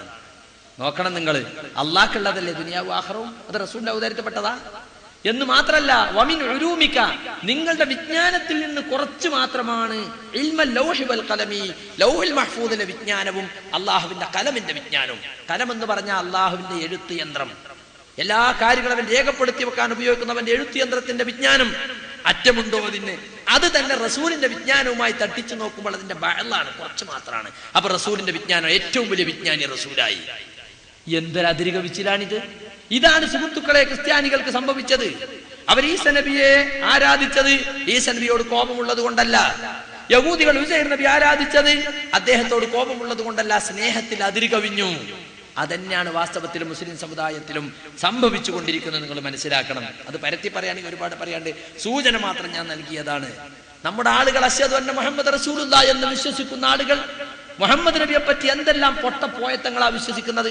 ഇപ്പൊ സമസ്തക്കാരുടെ 3ാം ക്ലാസ്സിലെ മദ്രസാ പുസ്തകമുണ്ട്, താരിഖുർ റസൂൽ. എന്റെ കുട്ടികൾ എവിടെയാ പഠിക്കണേ? അത് ഓളോടെ അവിടെ മുജാഹിദ് മദ്രസ ഉണ്ടാവും. അതിപ്പോ ഏതെങ്കിലും ഒരു മദ്രസയിൽ പോയാൽ പോരെ. ഖുർആനൊന്നും ഓതാൻ പഠിക്കണം, കുറച്ച് നിസ്കാരവും പഠിക്കണം എന്നല്ലാതെ. സുഹൃത്തുക്കളെ, ഖുറാഫി മദ്രസയിൽ എന്തൊക്കെയാ പഠിപ്പിക്കണറിയോ? ഇതൊക്കെയാ പഠിപ്പിക്കണേ. ഇപ്പൊ ഞാൻ പറഞ്ഞതൊക്കെയാ പഠിപ്പിക്കണേ. നബി തങ്ങളുടെ പ്രകാശം, താരിഖുർ റസൂൽ 5, 3, 8 വയസ്സായ കുട്ടിയുടെ മണ്ടയിലേക്ക് അടിച്ചു കയറ്റാണ്. എന്താ നബി തങ്ങളുടെ പ്രകാശം? ഈ ലോകത്ത് ആദ്യമായി സൃഷ്ടിക്കപ്പെട്ടത് നബി തങ്ങളുടെ പ്രകാശമാകുന്നു. ആ പ്രകാശത്തിൽ ഇന്നാണ് സർവ്വചരാചരങ്ങളും സൃഷ്ടിക്കപ്പെട്ടത്. ഹിമാലയം നുണ കുട്ടികളെ മണ്ടേക്ക് അടിച്ചു കയറ്റുക. ഇതാണ് മങ്കൂസിന്റെ ആദ്യത്തിലുള്ളത്. മങ്കൂസ് മൗലിദിന്റെ തുടക്കത്തിലെ വരി ഹിമാലയം നുണയാണ്. സുബ്ഹാനല്ലദീ അത്റഅ ഫീ ശഹ്രി റബീഇൽ അവ്വൽ ഖമറ നബിയിൽ ഹുദാ വഅൗജദ നൂറഹു ഖബ്ല ഖൽഖിൽ ആലം